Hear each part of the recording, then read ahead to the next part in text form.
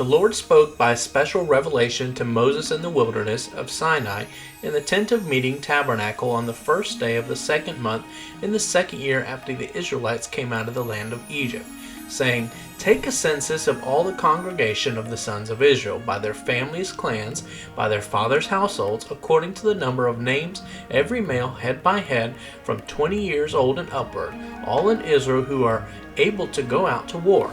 You and Aaron shall number them, army by army, and with you there shall be a man to assist you from each tribe, each being the head of his father's household. These men are the names of the men who shall stand with you. From the tribe of Reuben, Eluzur, the son of Shedeur. From the tribe of Simeon, Shelumiel, the son of Zurishaddai. From the tribe of Judah, Nahshon, the son of Amminadab. From the tribe of Issachar, Nathaniel, the son of Zuar. From the tribe of Zebulun, Elab, the son of Helon. From the sons of descendants of Joseph, from the tribe of Ephraim, Elishama, the son of Amminadab. From the tribe of Manasseh, Gamaliel, the son of Pedahzur. From the tribe of Benjamin, Abidan, the son of Gideoni. From the tribe of Dan, Ahazar, the son of Abinadi. From the tribe of Asher, Pagil, the son of Ochran. From the tribe of Gad, Elisaphat, the son of Duel. From the tribe of Naphtali, Ahir, the son of Enan. These men were the ones called from the congregation, the leaders of their fathers' ancestors' tribes. They were the heads of thousands, the highest-ranking officers in Israel. So Moses and Aaron took these men who were designated by name and assembled all the congregation on the first day of the second month, and they registered by ancestry in their families' clans, by their fathers' households, according to the number of names, from 20 years old and upward, head by head, just as the Lord had commanded Moses. So he numbered them in the wilderness of Sinai. The sons of Reuben, Israel's Jacob's firstborn, their generations by their families' clans, by their fathers' households, according to the number of names, head by head, every male from 20 years old and upward, all who were able to go to war. Those of the tribe of Reuben numbered 46,500. Of the sons of Simeon, their descendants by their families' clans, by their fathers' households, their number of men, according to the number of names, head by head, every male from 20 years old and upward, all who were able to go to war. Those of the tribe of Simeon numbered 59,300. Of the sons of Gad, their descendants by their families' clans, by their fathers' households, according to the number of names, from the 20 years old and upward, all who were able to go to war. Those of the tribe of Gad numbered 45,650. Of the sons of Judah, their descendants by their families' clans, by their fathers' households, according to the number of names, from 20 years old and upward, all who were able to go to war. Those of the tribe of Judah numbered 74,600. Of the sons of Issachar, their descendants by their families' clans, by their fathers' households, according to the number of names, from 20 years old and upward, all who were able to go to war. Those of the tribe of Issachar numbered 54,400. Of the sons of Zebulun, their descendants by their families' clans, by their fathers' households, according to the number of names, from 20 years old and upward, all who were able to go to war. Those of the tribes of Zebulun numbered 57,400. Of the sons of Joseph, the descendants of Ephraim, their descendants by their family clans, by their fathers' households, according to the number of names, from 20 years old and upward, all who were able to go to war. Those of the tribe of Ephraim numbered 40,500. Of the sons of Manasseh, their descendants by their families' clans, by their fathers' households, according to the number of names, from 20 years old and upward, all who were able to go to war. Those of the tribe of Manasseh numbered 32,200. Of the sons of Benjamin, their descendants by their families' clans, by their fathers' households, according to the number of names, from 20 years old and upward, all who were able to go to war. Those of the tribe of Benjamin numbered 35,400. Of the sons of Dan, their descendants by their families' clans, by their fathers' households, according to the number of names, from 20 years old and upward, all who were able to go to war. Those of the tribe of Dan numbered 62,700. Of the sons of Asher, their descendants by their families' clans, by their fathers' households, according to the number of names, from 20 years old and upward, all who were able to go to war. Those of the tribe of Asher numbered 41,500. Of the sons of Naphtali, their descendants by their families' clans, by their fathers' households, according to the number of names, from 20 years old and upward, all who were able to go to war. Those of the tribe of Naphtali numbered 53,400.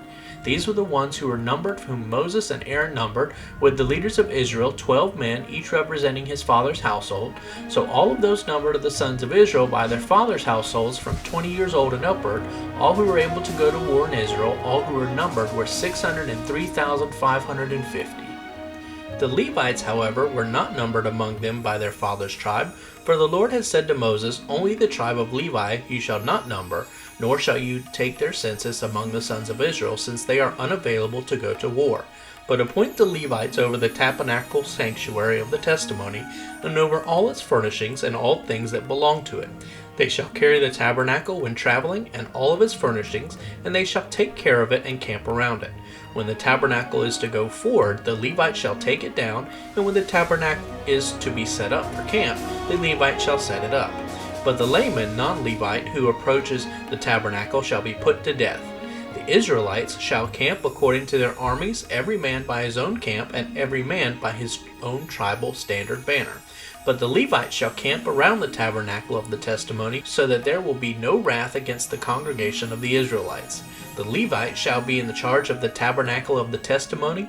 Thus the sons of Israel did these things according to all the Lord had commanded Moses. So they did. The Lord spoke to Moses and Aaron, saying, "The sons of Israel shall camp each by his own standard with the banners of their fathers' households. They shall camp around the tent of meeting tabernacle, but at a distance. Those who camp on the east side toward the sunrise shall be the standard of the camp of Judah, by their armies, and Nahshon the son of Amminadab shall lead the sons of Judah. And his army is numbered total 74,600. Next to Judah on the east side, the tribe of Issachar shall encamp, and Nathaniel the son of Zuar shall lead the sons of Issachar, and his army is numbered total 54,400. Then also on the east side, the tribe of Zebulun, and Elab the son of Helon shall lead the sons of Zebulun, and his army is numbered total 57,400. The total of the numbered men in the three tribes on the east side in the camp of Judah was 186,400 by their armies. They shall move out first on the march. On the south side shall be the standard of the camp of Reuben by their armies, and Elizur the son of Shadur shall lead the sons of Reuben, and his army as numbered total was 46,500. Those who camp next to Reuben on the south side shall be the tribe of Simeon, and Shelomiel the son of Zurishaddai shall lead the sons of Simeon, and his army numbered total 59,300. Then completing the south side, the tribe of Gad, and Elisaphat the son of Duel shall lead the sons of Gad, and his army is numbered totaled 45,650. The total of the numbered men in the three tribes on the south side in the camp of Reuben was 151,450 by their armies. They shall move out second on the march. Then the tent of meeting tabernacle shall move out with the camp of the Levites in the middle of the other camps. Just as they camp, so shall they move out, every man in his place by their standards. On the west side shall be the standard of the camp of Ephraim by their armies. Elishamah the son of Ammihud shall lead the sons of Ephraim, and his army is numbered total 40,500. Besides Ephraim on the west side shall be the tribe of Manasseh, and Gamaliel the son of Pedahzur shall lead the sons of Manasseh, and his army is numbered total 32,200. Then completing the west side shall be the tribe of Benjamin, and Abidan the son of Gideoni shall lead the sons of Benjamin, and his army is numbered total 35,400. The total of the numbered men of the three tribes on the west side in the camp of Ephraim was 108,100 by their armies. They shall move out in third place.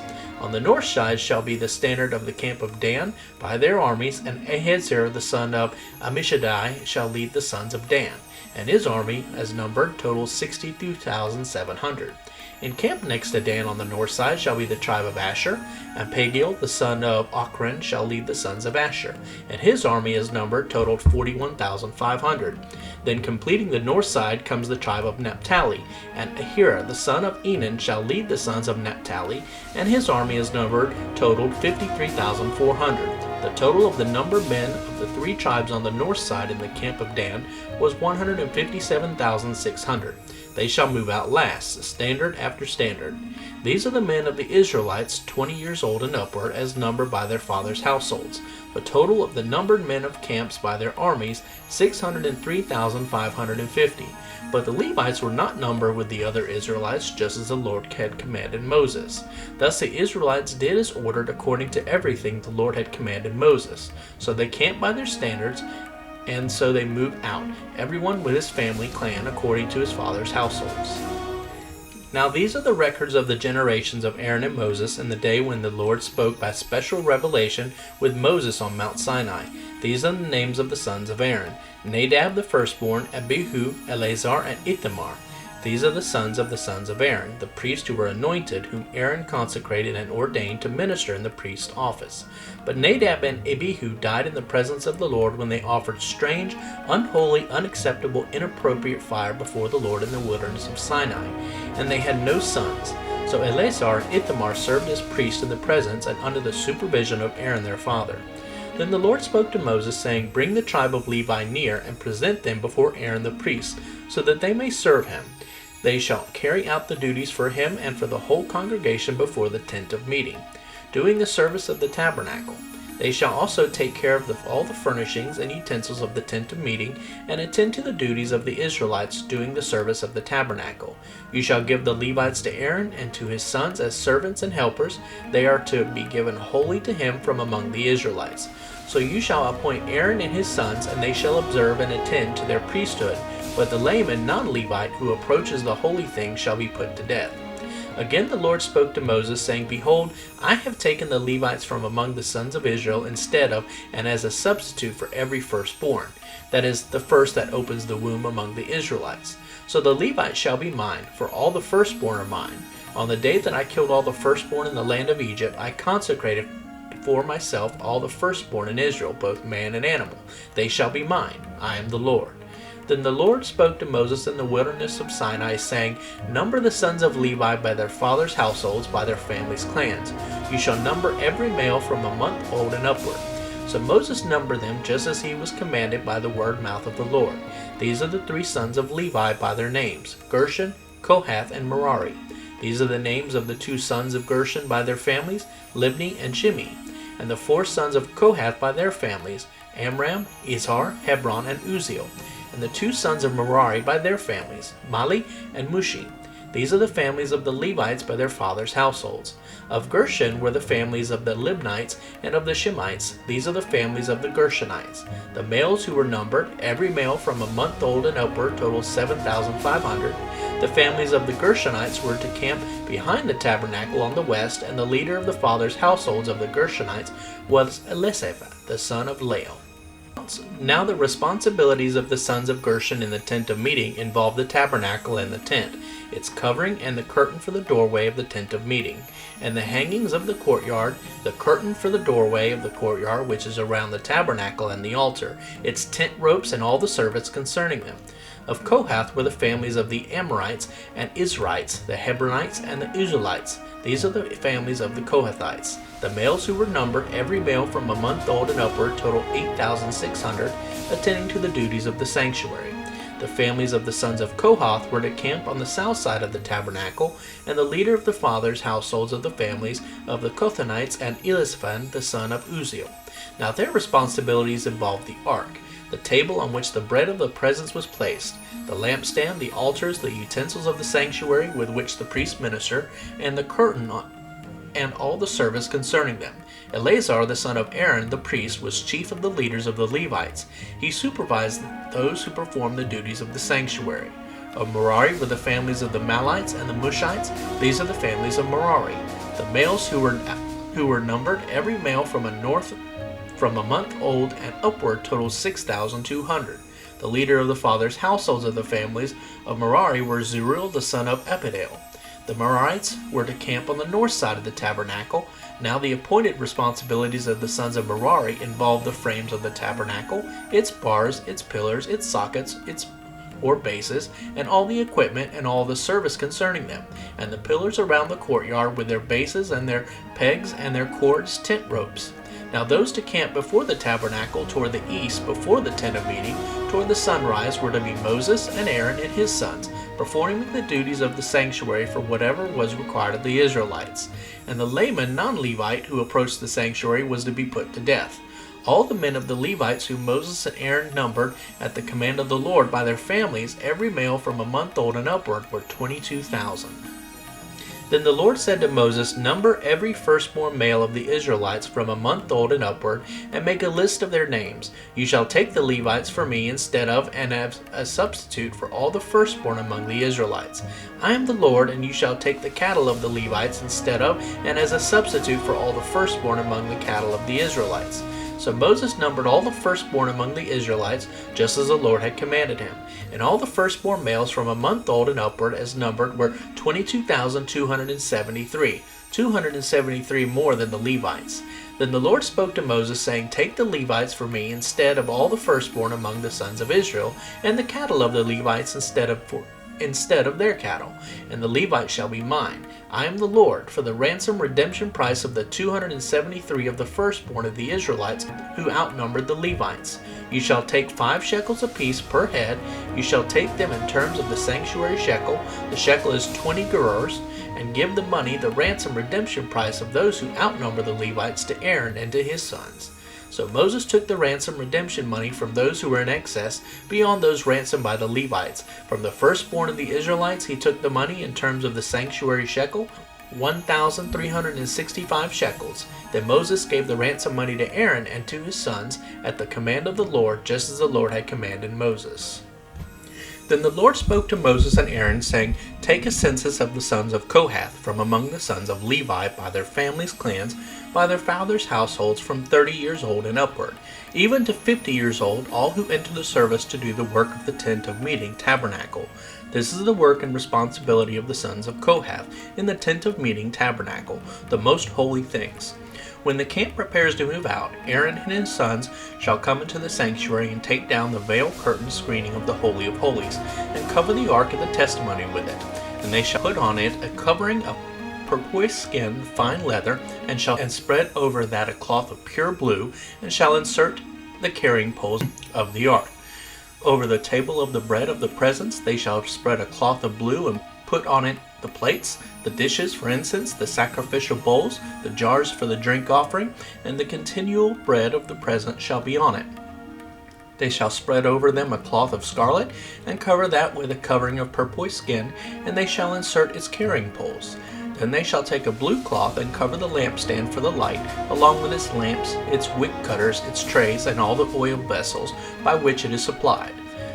Then they shall put the lampstand and all its utensils in a covering of turquoise skin, and it shall put out on the carrying bars. Over the golden incense altar they shall spread a blue cloth and cover it with covering of turquoise skin, and shall insert its carrying poles. And they shall take all the utensils of the service with which they minister in the sanctuary, and put them in a blue cloth, and cover them with a covering of turquoise skin, and put them on the carrying bars. Then they shall clean away the ashes from the altar of burnt offering, and spread a purple cloth over it. They shall also put on it all its utensils with which they minister in connection with it, the pans, the meat forks, the shovel, the basins, and all the utensils of the altar. And they shall spread a covering of turquoise skin over it, and insert its carrying poles. When Aaron and his sons have finished covering the sanctuary and all its furniture as the camp sets out, after all that is done, but not before, the sons of Kohath shall come to carry them using the poles, so that they do not touch the holy things and die. These are the things in the tent of meeting, tabernacle, which the sons of Kohath are to carry. The responsibility of Eleazar, the son of Aaron, the priest, is the oil for the light, the fragrance incense, the continual grain offering, and the anointing oil. The responsibility of all the tabernacle and everything that is in it, with the sanctuary and its furnishings. Then the Lord spoke to Moses and Aaron, saying, "Do not cut off, eliminate, destroy the tribe of the families of the Kohathites, who are only Levites and not priests, from among the Levites, by exposing them to the sin of touching the most holy things. But deal with them in this way, so that they may live and not die when they approach the most holy things. Aaron and his sons shall go in and assign each of them to his specific work and to his load to be carried on the march. But the Kohathites shall not go in to see the holy things, even for an instant, or they will die." Then the Lord spoke to Moses, saying, Take a census of the sons of Gershon also, by their fathers' households, by their families, from 30 years and upward to 50 years old. You shall number them, all who enter for service to do the work in the tent of meeting. This is the service of the families of the Gershonites, in serving and carrying when on the march. They shall carry the tent curtains of the tabernacle and the tent of meeting, its coverings, and the covering of porpoise skin fine leather that is on top of it, and the curtain of the doorway of the tent of meeting tabernacle, and the hangings of the courtyard, and the curtain for the entrance of the gate of the courtyard which is around the tabernacle and the altar, and their tent ropes and all the equipment for their service, and all that is to be done they shall perform. Aaron and his sons shall direct all the service of the sons of the Gershonites, all they have to carry and all they have to do. You shall assign to them as a duty all that they are to carry on the march. This is the service of the families of the sons of Gershon in the tent of meeting tabernacle, and their duty shall be under the direction of Ithamar the son of Aaron the high priest. Now as for the sons of Merari, you shall number them by their families' clans, by their fathers' households, from 30 years and upward to 50 years old. You shall number them, everyone who enters the service to do the work of the tent of meeting tabernacle. This is what they are assigned to carry on the march, according to all their service in the tent of meeting, the bores for the framework of the tabernacle, and its bars and its pillars and its sockets or bases, and the pillars around the courtyard with their sockets or bases, and their pegs and their cords, tent ropes, and with all their equipment and with all their accessories for service, and you shall assign each man by name the items he is to carry on the march. This is the work of the families of the sons of Merari, according to all their task in the tent of meeting tabernacle, under the direction of Ithamar the son of Aaron the priest. So Moses and Aaron and the leaders of the congregation number the sons of the Kohathites by their families' clans and by their fathers' households, from 30 years and upward, even to 50 years old, everyone who enters the service to do the work of the tent of meeting tabernacle. The men who were numbered by their families were 2,750. These were numbered by their families of the Kohathites, all who did the service in the tent of meeting tabernacle, whom Moses and Aaron numbered according to the commandment of the Lord through Moses. The men who were numbered of the sons of Gershon by their family clans and by their fathers' households, from 30 years and upward, even to 50 years old, everyone who entered the service to do the work of the tent of meeting tabernacle. The men who were numbered by their families by their fathers' households were 2,630.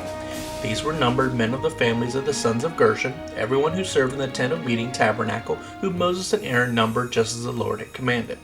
The men who were numbered of the sons of Merari by their families' clans, by their fathers' households, from 30 years and upward, even to 50 years old, everyone who entered the service for the work in the tent of meeting tabernacle, the men who were numbered by their families were 3,200. These are the men who were numbered of the families of the sons of Merari, whom Moses and Aaron numbered in accordance with the commandment of the Lord through Moses. All the men who were numbered of the Levites, whom Moses and Aaron and the leaders of Israel counted by their family clans and by their fathers' households, from 30 years and upward, even to 50 years old, everyone who could enter to work of service and the work of carrying in the tent of meeting tabernacle. The men that were numbered were 8,580. According to the commandment of the Lord through Moses, they were numbered, each assigned to his work and serving and carrying. Thus they were numbered by him, just as the Lord had commanded Moses.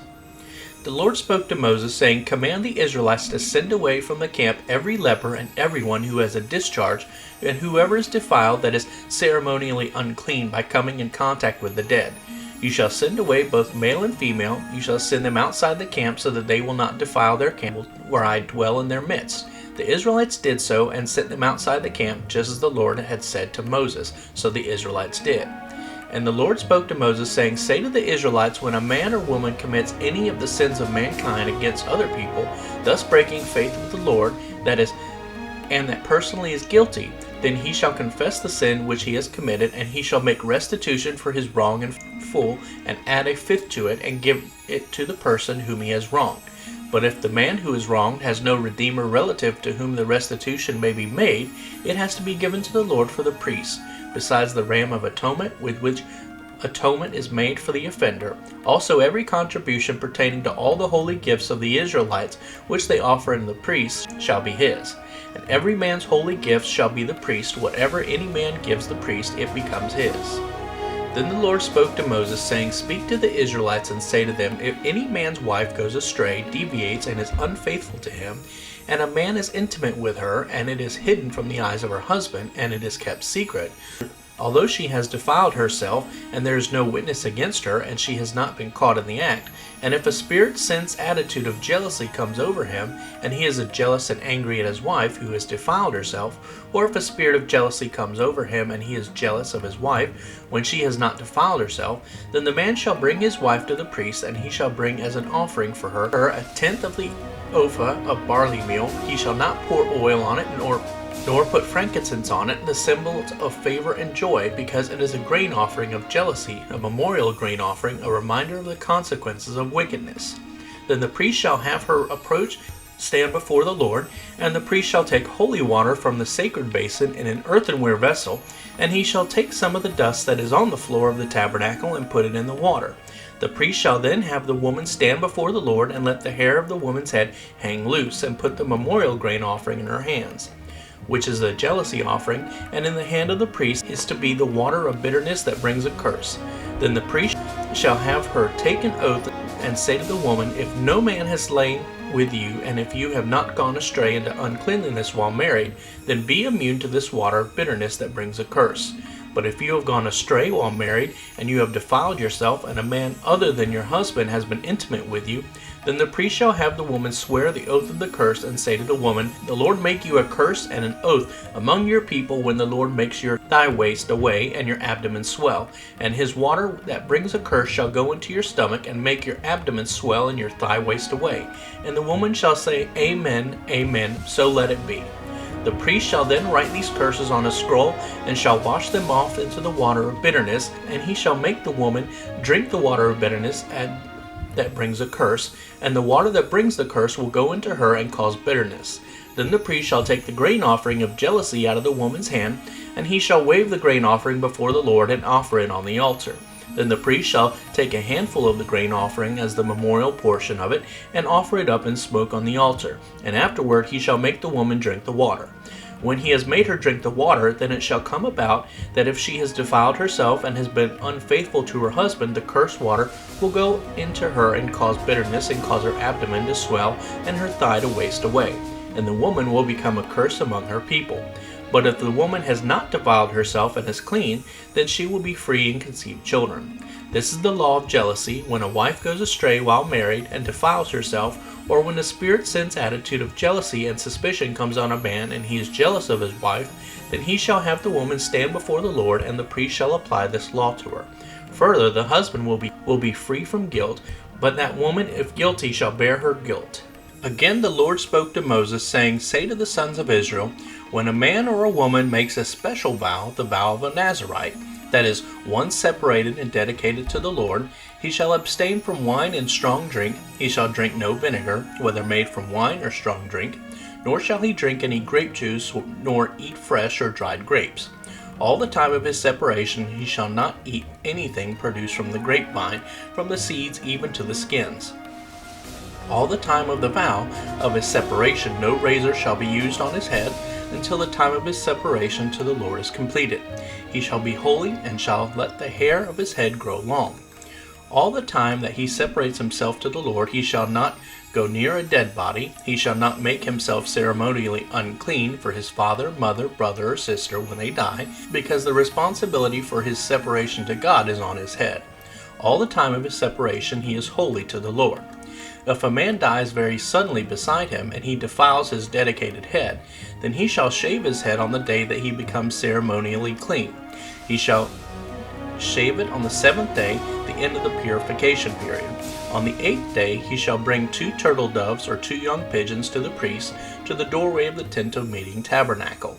The priest shall offer the one as a sin offering and the other as a burnt offering, and make atonement for him concerning his sin because of the dead body. He shall consecrate his head the same day, and he shall dedicate himself to the Lord for the time of his separation, and shall bring a male lamb a year old as a guilt offering, but the previous days will be void and lost because his separation was defiled. Now this is the law of the Nazirite when the days of his separation and dedication are fulfilled. He shall bring the offering to the doorway of the tent of meeting tabernacle, and he shall offer his gift to the Lord. 1 male lamb a year old without blemish and as a burnt offering, and 1 female lamb a year old without blemish as a sin offering, and 1 ram without blemish as a peace offering. and a basket of unleavened bread, cakes of fine flour mixed with oil, and wafers of unleavened bread spread with oil, along with their grain offering and their drink offering. Then the priest shall present them before the Lord, and shall offer the person's sin offering and his burnt offering. He shall also offer the ram as a sacrifice of peace offerings to the Lord, together with the basket of unleavened bread. The priest shall offer also its grain offering and its drink offering. The Nazirite shall shave his dedicated head at the doorway of the tent of meeting tabernacle, and take the dedicated hair of his head and put it on the fire which is under the sacrifice of the peace offering. The priest shall take the boiled shoulder of the ram, and one unleavened ring-shaped loaf out of the basket, and one unleavened flat cake, and shall put them on the hands of the Nazirite as he has shaved his dedicated hair. Then the priest shall wave them as a wave offering before the Lord. They are a holy portion for the priest, together with the breast that is waved and the thigh that is offered by lifting up, and afterward the Nazirite may drink wine. This is the law for the Nazirite who vows his offering to the Lord for his separation, besides what else he is able to afford, according to the vow which he has vowed. So shall he do according to the law for his separation and abstinence as a Nazirite. Then the Lord spoke to Moses, saying, Speak to Aaron and his sons, saying, This is the way you shall bless the Israelites. Say to them, The Lord bless you and keep you, protect you, sustain you, and guard you. The Lord make his face shine upon you with favor, and be gracious to you, surrounding you with loving kindness. The Lord lift up his countenance face upon you with divine approval, and give you peace, a tranquil heart, and life. So Aaron and his sons shall put my name upon the children of Israel, and I will bless them. On the day that Moses had finished setting up the tabernacle, and had anointed and consecrated it and all its furniture, and the altar and all its utensils, he also anointed them and consecrated them for holy use. Then the leaders of Israel, the heads of their fathers' households, made offerings. These were the leaders of the tribes. They were the ones who were over the men who were numbered. They brought their offering before the Lord, 6 covered carts and 12 oxen, a cart for each of the 2 of the leaders, and an ox for each one. And they presented them before the tabernacle. Then the Lord spoke to Moses, saying, Accept these things from them, so that they may be used in the service of the tent of meeting tabernacle, and give them to the Levites, to each man according to his service. So Moses took the carts and the oxen and gave them to the Levites. He gave 2 carts and 4 oxen to the sons of Gershon, according to their service in transporting the tabernacle, and he gave 4 carts and 8 oxen to the sons of Merari, according to their service in transporting the tabernacle, under the supervision of Ithamar the son of Aaron the high priest. But to the sons of Kohath he gave nothing, because they were assigned the care of the holy things which they carried on their shoulders when the tabernacle was moved. The leaders offer the dedication sacrifices for the altar on the day that it was anointed, and they offer their sacrifice before the altar. Then the Lord said to Moses, Let them present their offerings 1 liter each day for the dedication of the altar. Now the one who presented his offering on the first day was Nahshon, the son of Amminadab of the tribe of Judah, and his offering was 1 silver dish, the weight of which was 130 shekels, 1 silver basin of 70 shekels, according to the shekel of the sanctuary, both of them full of fine flour mixed with oil as a grain offering, 1 golden bowl of 10 shekels, full of incense, 1 young bull, 1 ram, 1 male lamb, 1 year old, as a burnt offering, 1 male goat as a sin offering, and for the sacrifice of peace offerings 2 oxen, 5 rams, 5 male goats, 5 male lambs, 1 year old. This was the offering of Nahshon the son of Abinadab from the tribe of Judah. On the second day, Nathaniel the son of Zuar, leader of the tribe of Issachar, presented his offering. He presented as his offering 1 silver dish, the weight of which was 130 shekels, 1 silver basin of 70 shekels, according to the shekel of the sanctuary, both of them full of fine flour mixed with oil as a grain offering, 1 golden bowl of 10 shekels, full of incense, 1 young bull, 1 ram, and 1 male lamb 1 year old as a burnt offering, 1 male goat as a sin offering, and for the sacrifice of peace offerings 2 oxen, 5 rams, 5 male goats, 5 male lambs 1 year old. This was the offering of Nathaniel the son of Zuar from the tribe of Issachar. On the third day it was Eliab the son of Helon, leader of the tribe of the sons of Zebulun, who presented his offering. His offering was 1 silver dish, the weight of which was 130 shekels, and 1 silver basin of 70 shekels, according to the shekel of the sanctuary, both of them full of fine flour mixed with oil as a grain offering, 1 golden bowl of 10 shekels, full of incense, 1 young bull, 1 ram, 1 male lamb 1 year old, as a burnt offering, 1 male goat as a sin offering, and for the sacrifice of peace offerings, 2 oxen, 5 rams, 5 male goats, 5 male lambs, 1 year old. This was the offering of Eliab, the son of Helon, from the tribe of Zebulun. On the 4th day it was Eleazar, the son of Shedeur, leader of the tribe of the sons of Reuben, who presented his offering. His offering was 1 silver dish, the weight of which was 130 shekels, and 1 silver basin of 70 shekels, according to the shekel of the sanctuary, both of them full of fine flour mixed with oil for a grain offering. 1 golden bowl of 10 shekels, full of incense, 1 young bull, 1 ram, 1 male lamb, 1 year old, as a burnt offering, 1 male goat as a sin offering, and for the sacrifice of peace offerings, 2 oxen, 5 rams, 5 male goats, 5 male lambs, 1 year old. This was the offering of Eleazar, the son of Shedeur, from the tribe of Reuben. On the 5th day it was Shaleel, the son of Zerushaidah, leader of the tribe of the sons of Simeon, who presented his offering. His offering was 1 silver dish, the weight of which was 130 shekels, and 1 silver basin of 70 shekels, according to the shekel of the sanctuary, both of them full of fine flour mixed with oil as a grain offering. 1 golden bowl of 10 shekels, full of incense, 1 young bull, 1 ram, 1 male lamb, 1 year old, for a burnt offering. 1 male goat as a sin offering, and for the sacrifice of peace offerings, 2 oxen, 5 rams, 5 male goats, 5 male lambs, 1 year old. This was the offering of Shelomiel, the son of Zerushaidah, from the tribe of Simeon. On the 6th day it was Elisaphat, the son of Deuel, leader of the tribe of the sons of Gad, who presented his offering. His offering was 1 silver dish, the weight of which was 130 shekels, and a silver basin of 70 shekels, according to the shekel of the sanctuary, both of them full of fine flour mixed with oil as a grain offering. 1 golden bowl of 10 shekels, full of incense, 1 young bull, 1 ram, 1 male lamb, 1 year old, as a burnt offering. 1 male goat is a sin offering, and for the sacrifice of peace offerings, 2 oxen, 5 rams, 5 male goats, 5 male lambs, 1 year old. This was the offering of Elisaph, the son of Deuel, from the tribe of Gad. On the 7th day it was Elishama, the son of Ammihud, leader of the tribe of the sons of Ephraim, who presented his offering. His offering was 1 silver dish, the weight of which was 130 shekels, and 1 silver basin of 70 shekels, according to the shekel of the sanctuary, both of them full of fine flour mixed with oil as a grain offering. 1 golden bowl of 10 shekels, full of incense, 1 young bull, 1 ram, 1 male lamb, 1 year old, as a burnt offering. 1 male goat as a sin offering, and for the sacrifice of peace offerings, 2 oxen, 5 rams, 5 male goats, 5 male lambs, 1 year old. This was the offering of Elishama, the son of Ammihud, from the tribe of Ephraim. On the 8th day it was Gamaliel, the son of Pedazar, leader of the tribe of the sons of Manasseh, who presented his offering. His offering was 1 silver dish, the weight of which was 130 shekels, and 1 silver basin of 70 shekels, according to the shekel of the sanctuary, both of them full of fine flour mixed with oil as a grain offering. 1 golden bowl of 10 shekels, full of incense, 1 young bull, 1 ram, 1 male lamb, 1 year old, as a burnt offering.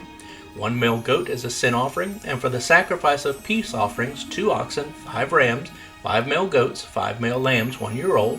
This was the offering of Gamaliel, the son of Pedahzur, from the tribe of Manasseh. On the 9th day it was Abinadab, the son of Gideoni, the leader of the tribe of the sons of Benjamin, who presented his offering. His offering was 1 silver dish, the weight of which was 130 shekels, and 1 silver basin of 70 shekels, according to the shekel of the sanctuary, both of them full of fine flour mixed with oil as a grain offering.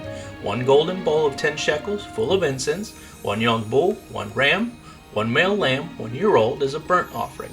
1 male goat is a sin offering, and as the sacrifice of peace offerings, 2 oxen, 5 rams, 5 male goats, 5 male lambs, 1 year old. This was the offering of Abidan, the son of Gideoni, from the tribe of Benjamin. On the 10th day it was Ahizir, the son of Ammishidah, leader of the tribe of the sons of Dan, who presented his offering. His offering was 1 silver dish, the weight of which was 130 shekels, and 1 silver basin of 70 shekels, according to the shekel of the sanctuary, both of them full of fine flour mixed with oil as a grain offering. 1 golden bowl of 10 shekels, full of incense, 1 young bull, 1 ram, 1 male lamb, 1 year old, as a burnt offering. 1 male goat as a sin offering, and for the sacrifice of peace offerings, 2 oxen, 5 rams, 5 male goats, 5 male lambs, 1 year old. This was the offering of Ahazar, the son of Ammishidah, from the tribe of Dan. On the 11th day it was Pagiel the son of Ochran, leader of the tribe of the sons of Asher, who presented his offering. His offering was 1 silver dish, the weight of which was 130 shekels, and 1 silver basin of 70 shekels, according to the shekel of the sanctuary, both of them full of fine flour mixed with oil as a grain offering, 1 golden bowl of 10 shekels full of incense, 1 young bull, 1 ram, and 1 male lamb 1 year old as a burnt offering, 1 male goat as a sin offering, and for the sacrifice of peace offerings, 2 oxen, 5 rams, 5 male goats, 5 male lambs 1 year old. This was the offering of Pagiel the son of Ochran of the tribe of Asher. On the 12th day it was Ahira the son of Enan, leader of the tribe of the sons of Naphtali, who presented his offering.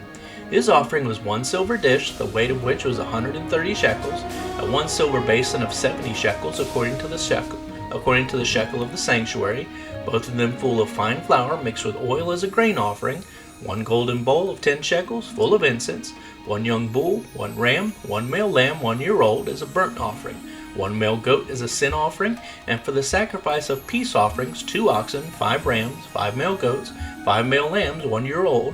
This was the offering of Ahira the son of Enan from the tribe of Naphtali.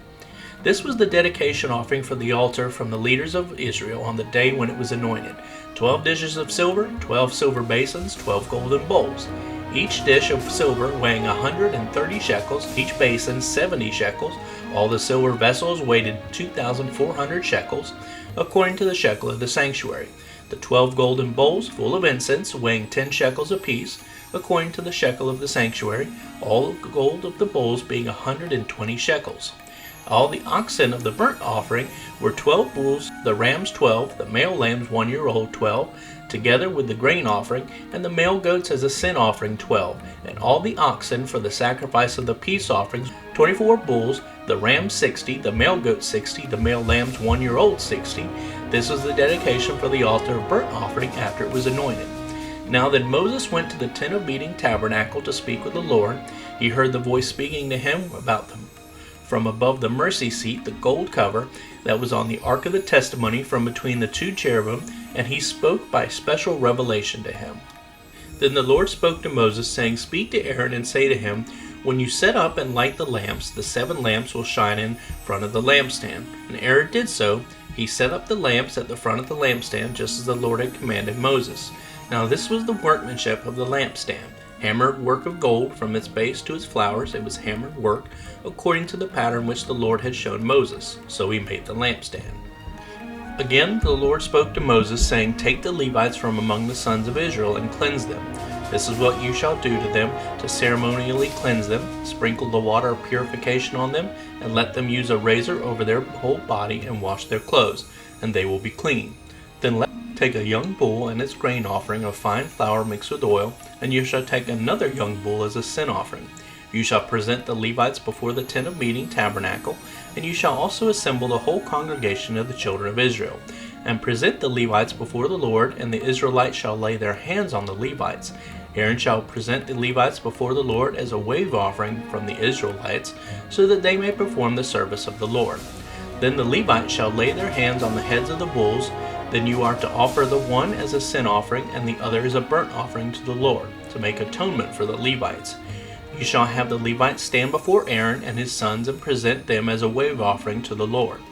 Thus you shall separate the Levites from among the Israelites, and the Levites shall be mine in a very special sense.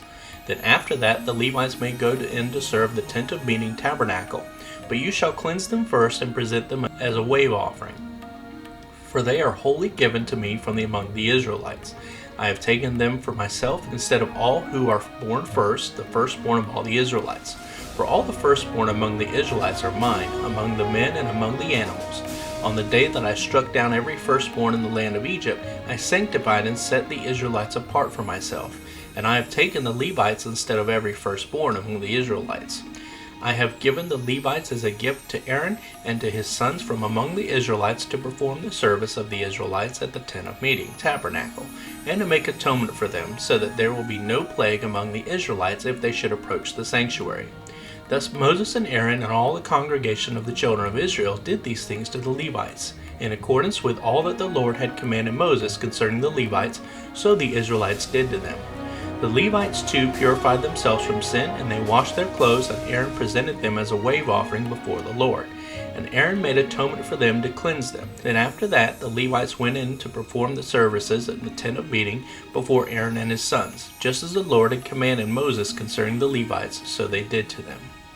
Now the Lord spoke to Moses, saying, This is what applies to the Levites.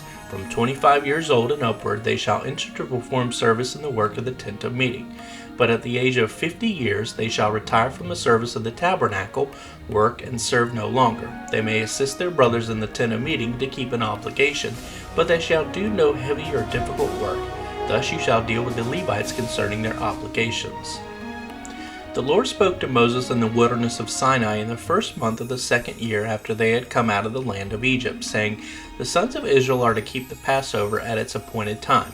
On the 14th day of this month at twilight you shall keep it at its appointed time. According to all its statutes and ordinances you shall keep it. So Moses told the Israelites to observe the Passover. They observed the Passover on the 14th day of the first month at twilight in the wilderness of Sinai, in accordance with all that the Lord had commanded Moses. So the Israelites did. But there were certain men who were ceremonially unclean because of touching the dead body of a man, so they could not observe the Passover on that day. So they came before Moses and Aaron that same day. Those men said to Moses, We are ceremonially unclean because of touching a dead body. Why are we being restrained from presenting the Lord's offering at its appointed time among the Israelites? Therefore Moses said to them, Wait, and I will listen to what the Lord will command concerning you. Then the Lord spoke to Moses, saying, Say to the Israelites, If any one of you or your descendants becomes ceremonially unclean because of touching a dead body, or is on a distant journey, he may, however, observe the Passover to the Lord. On the 14th day of the second month, 30 days later, at twilight, they shall observe it. They shall eat it with unleavened bread and bitter herbs. They shall leave none of it until morning, nor break of any of its bones. In accordance with all the statutes of the Passover, they shall observe it. But the man who is ceremonially clean and is not on a journey, and yet does not observe the Passover, that person shall be cut off from among his people, excluding him from the atonement made for them, because he did not bring the Lord's offering at its appointed time.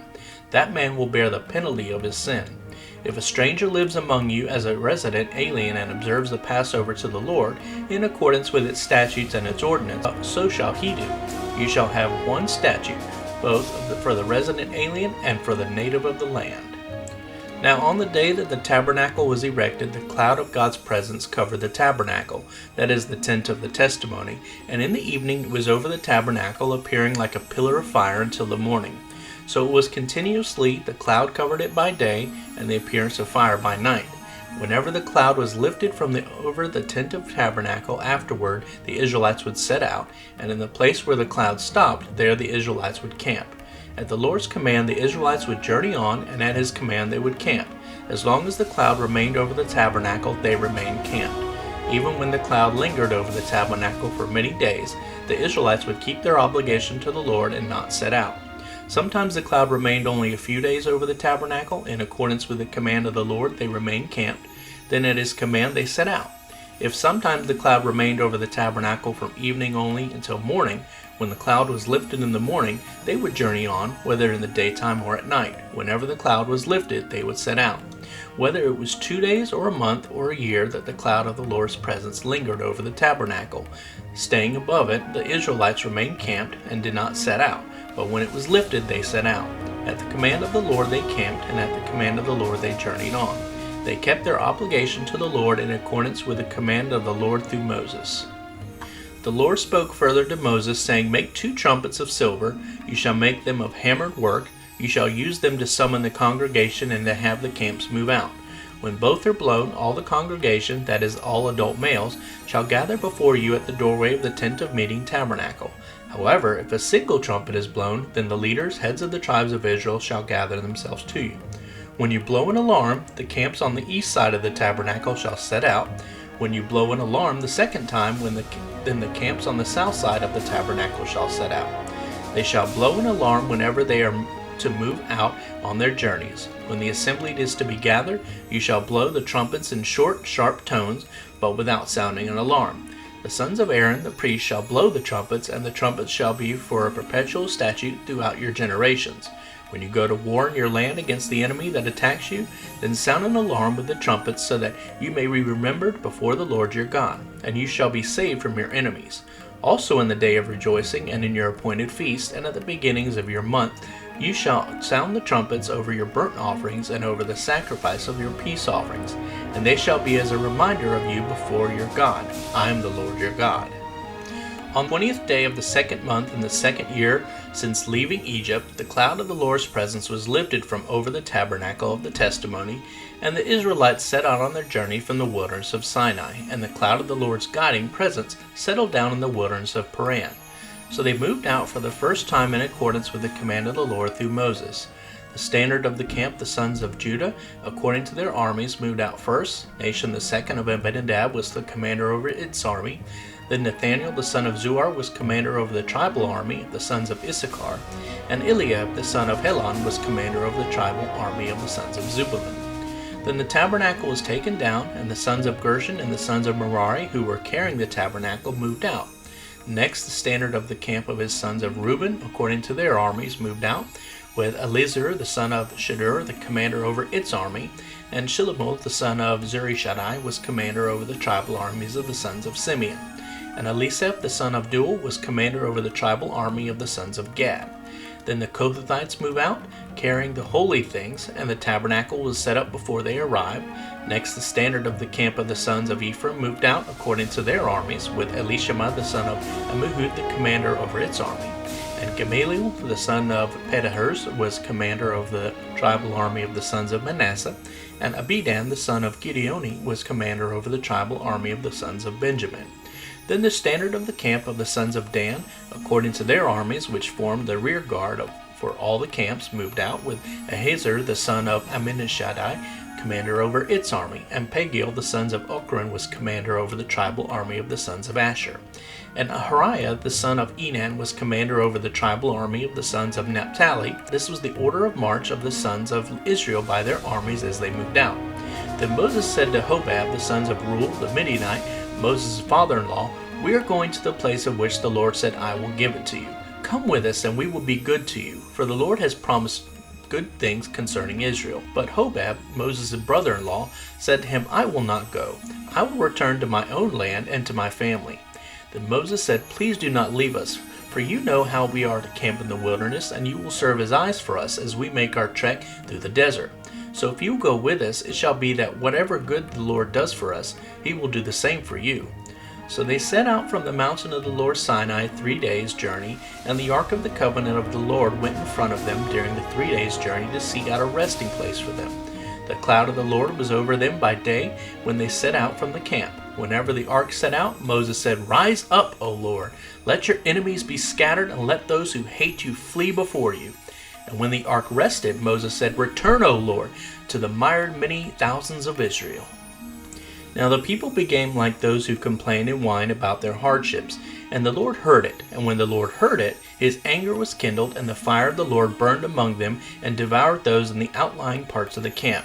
So the people cried out to Moses, and when Moses prayed to the Lord, the fire died out. He named that place Taberah, the place of burning, because the fire of the Lord burned among them.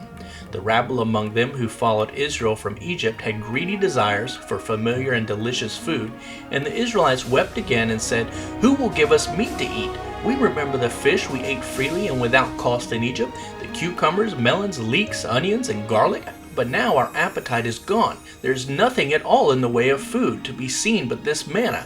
The manna was like coriander seed, and it looked like bdellium. The people went about and gathered it, and ground it in mills or beat it in mortars, and boiled it in pots, and made cakes with it, and it tasted like cakes baked with fresh olive oil. When the dew fell on the camp at night, the manna fell with it. Now Moses heard the people weeping in self-pity throughout their families, every man at the doorway of his tent, and the anger of the Lord blazed hotly, and Moses regarded their behavior as evil. So Moses said to the Lord, "Why have you been so hard on your servant? And why have I not found favor in your sight, that you have placed the burden of all these people on me? Was it I who conceived all these people? Was it I who brought them forth? What, that you should say to me, 'Carry them in your arms as a nurse carries the nursing infant to the land which you swore to their fathers'? Where am I to get meat to give to all these people? For they weep before me and say, 'Give us meat so that we may eat.' I am not able to carry all these people alone because the burden is too heavy for me. So if this is the way you are going to deal with me, please kill me at once, if I have found favor in your sight, and do not let me see my wretchedness." Accordingly, the Lord said to Moses, "Gather for me 70 men from among the elders of Israel, whom you know to be the elders of the people and their officers. Bring them to the tent of meeting tabernacle, and let them stand there with you. Then I will come down and speak with you there, and I will take away some of the Spirit who is upon you, and will put him upon them. And they shall bear the burden of the people with you, so that you will not have to bear it all alone. Say to the people, Consecrate, separate as holy yourselves for tomorrow, and you shall eat meat. For you have wept in self-pity in the eyes of the Lord, saying, Who will give us meat to eat? For we were well off in Egypt. Therefore the Lord will give you meat, and you shall eat. You shall eat not 1 day, nor 2 days, nor 5 days, nor 10 days, nor 20 days, but a whole month, until it comes out of your nostrils and is disgusting to you, because you have rejected and despised the Lord who is among you, and have wept in self-pity before him, saying, Why did we come out of Egypt? But Moses said, The people among whom I am are 600,000 fighting men on foot, besides all the women and children. Yet you have said, I will give them meat, so that they may eat for a whole month? Should flocks and herds be slaughtered for them, to be sufficient for them? Or should all the fish of the sea be collected for them, to be sufficient for them? The Lord said to Moses, Is the Lord's hand, ability, power limited, short, or inadequate? You shall see now whether my word will come to pass for you or not. So Moses went out and spoke to the people the words of the Lord, and he gathered 70 men from among the elders of the people, and stationed them around the tabernacle. Then the Lord came down in the clouds and spoke to him, and he took some of the Spirit who was upon Moses, and put him upon the 70 elders. When the Spirit rested upon them, they prophesied, praising God and declaring his will, but they did not do it again. But 2 men had remained in the camp, one named Eldad and the other named Medad. The Spirit rested upon them. Now they were among those who had been registered, but had not gone out to the tent, and they prophesied in the camp. So a young man ran and told Moses and said, Eldad and Medad are prophesying, extolling the praises of God and declaring his will in the camp. Then Joshua the son of Nun, the attendant of Moses from his youth, said, My lord Moses, stop them. But Moses said to him, Are you jealous for my sake? Would that all the Lord's people were prophets, and that the Lord would put Spirit upon them? Then Moses went back to the camp, he and the elders of Israel.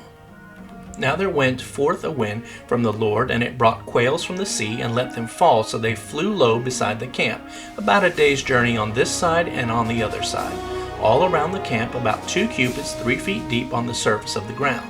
The people spent all that day and all night, and all the next day, and caught and gathered the quail. The one who gathered least gathered 10 homers, and they spread them out for themselves around the camp to cure them by drying.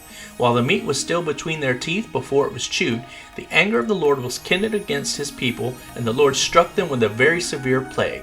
So that place was named Kibroth Hattaavah, the graves of greediness, because there they buried the people who had been greedy for more than the manna that God provided them. From Kibroth Hattaavah the people set out for Hazroth, and they remained at Hazroth. Now Miriam and Aaron spoke against Moses because of the Cushite woman whom he had married, for he had married a Cushite woman. And they said, Has the Lord really spoken only through Moses?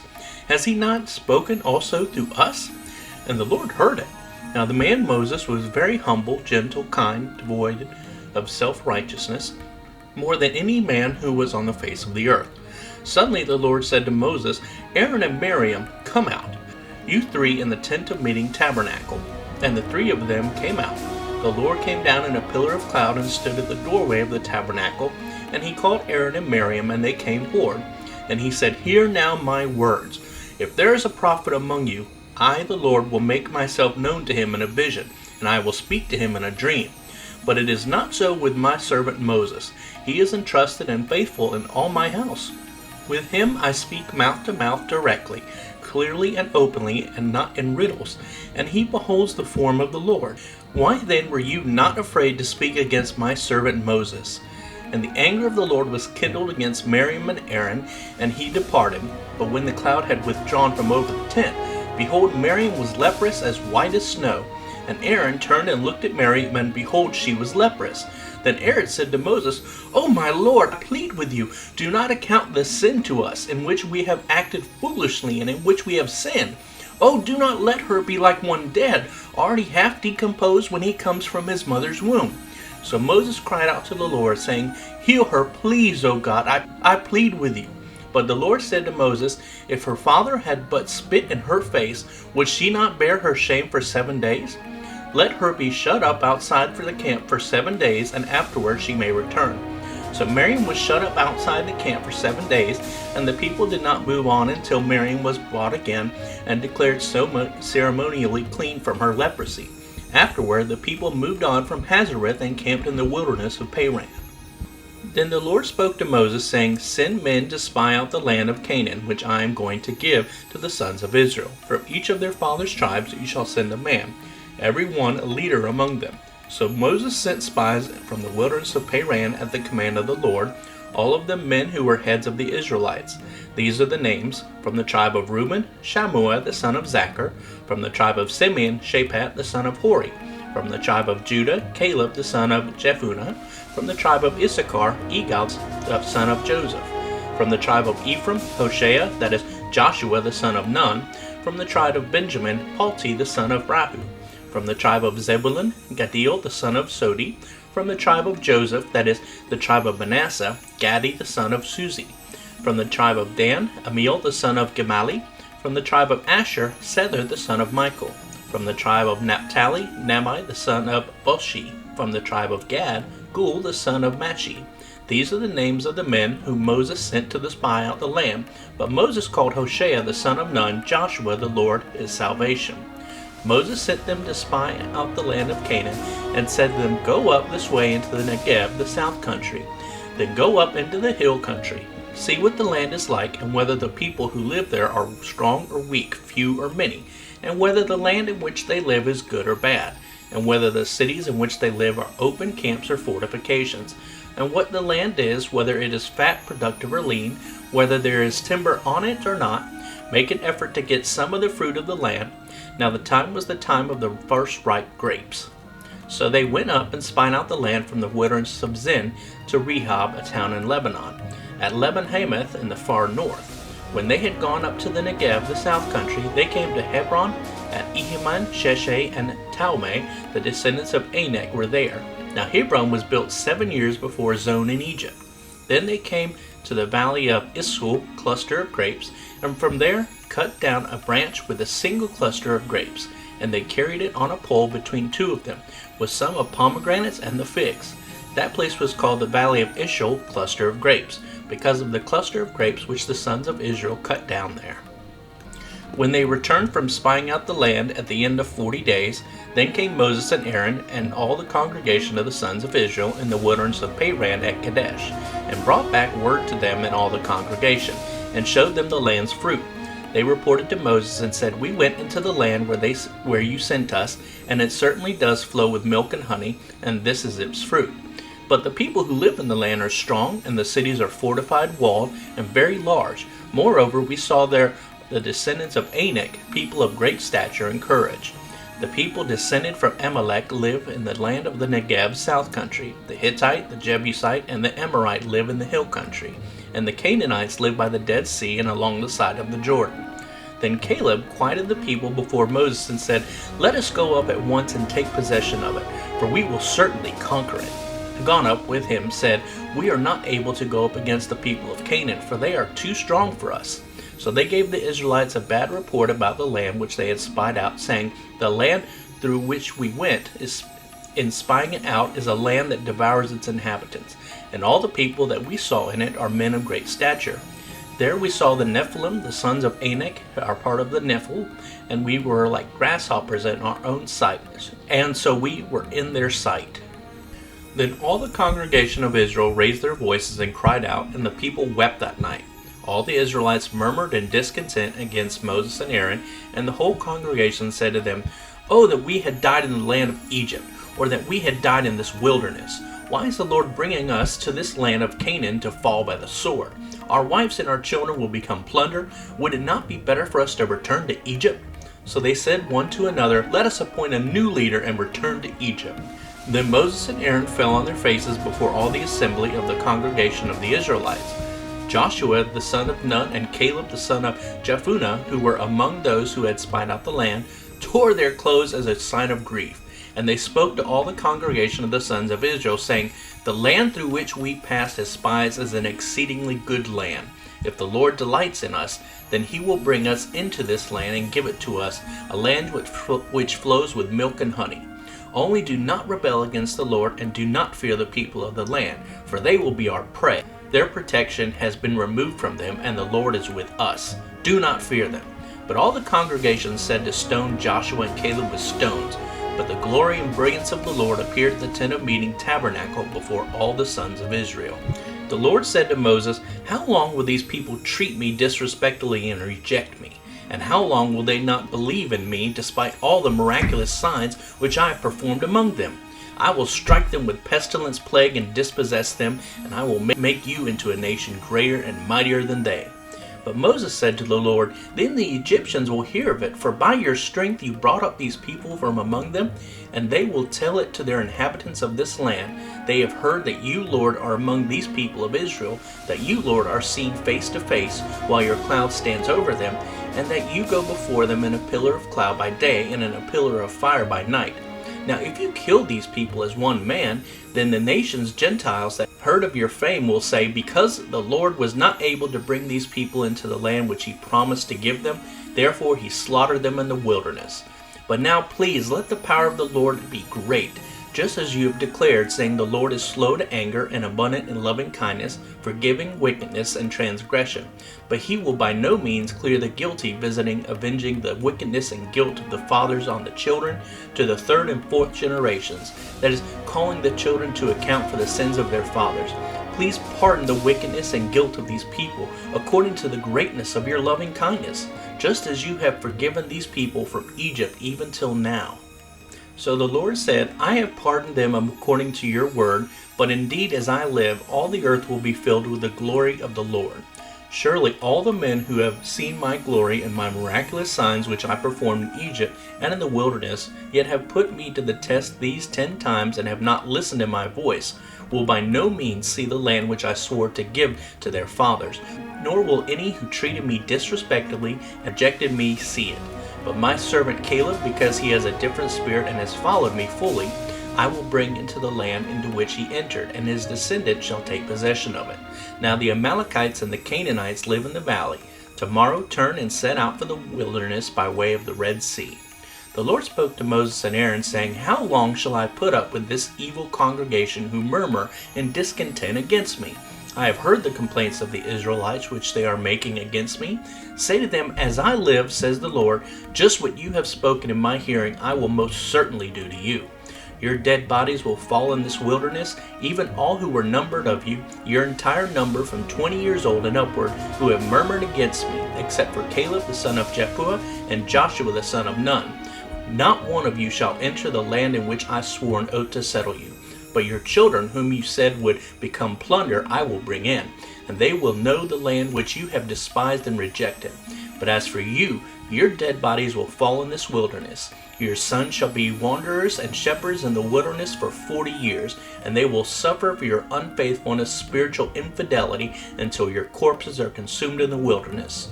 According to the number of days in which you spied out the land of Canaan, 40 days for each day, you shall bear and suffer a year for your sins and guilt, for 40 years, and you shall know my displeasure, the revoking of my promise, my estrangement, because of your sin.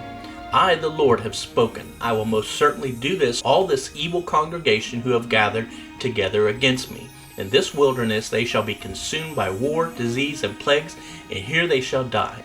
As for the men whom Moses sent to spy out the land, and who returned and made all the congregation murmur and complain against him by bringing back a bad report concerning the land, even those 10 men who brought back the very bad report of the land died by a plague before the Lord.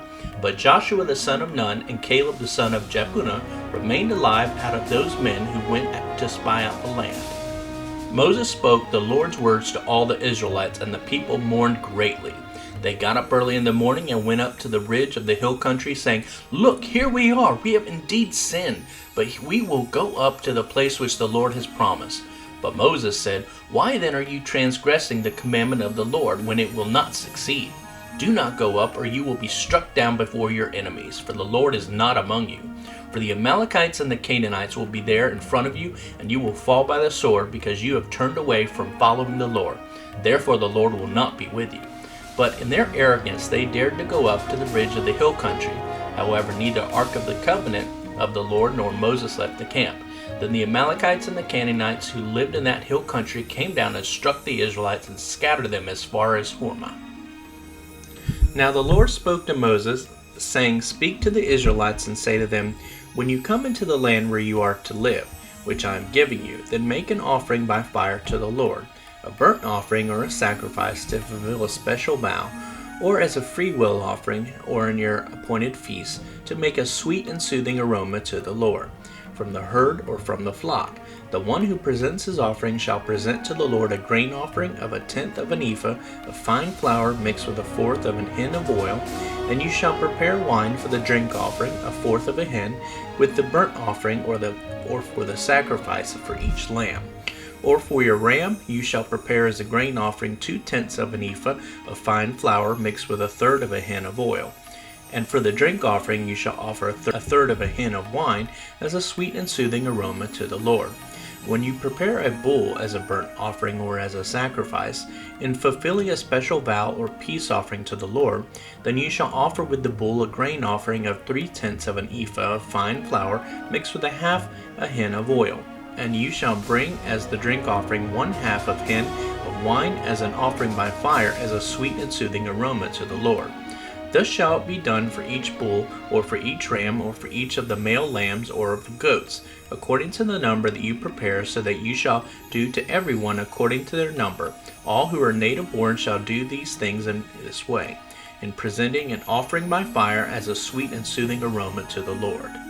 If a stranger lives as a resident alien with you, or whoever may be among you throughout your generations, and he wishes to make an offering by fire as a sweet and soothing aroma to the Lord, just as you do, so shall he do.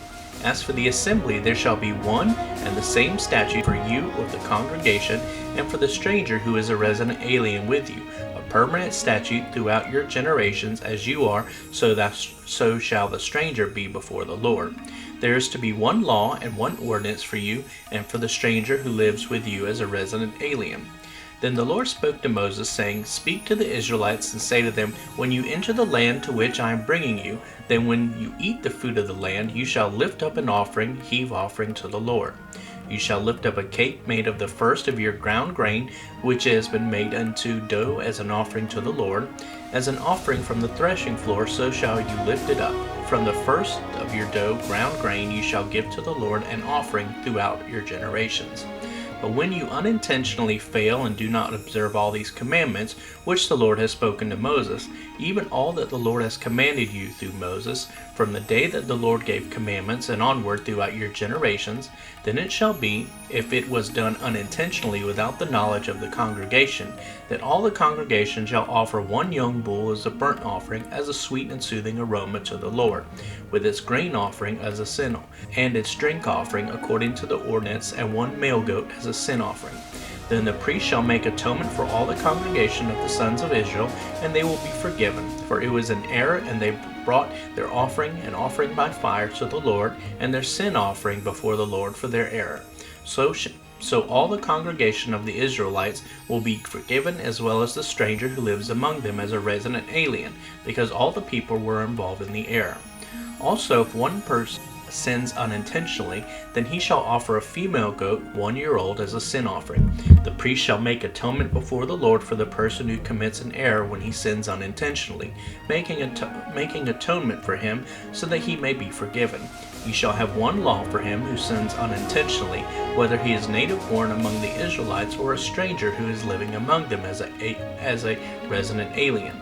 But the person who does anything wrong willfully and defiantly, whether he is a native born or a stranger, that one is blaspheming the Lord, and that person shall be cut off from among his people, excluding him from the atonement made for them, because he has despised and rejected the word of the Lord and has broken his commandment. That person shall be utterly cut off.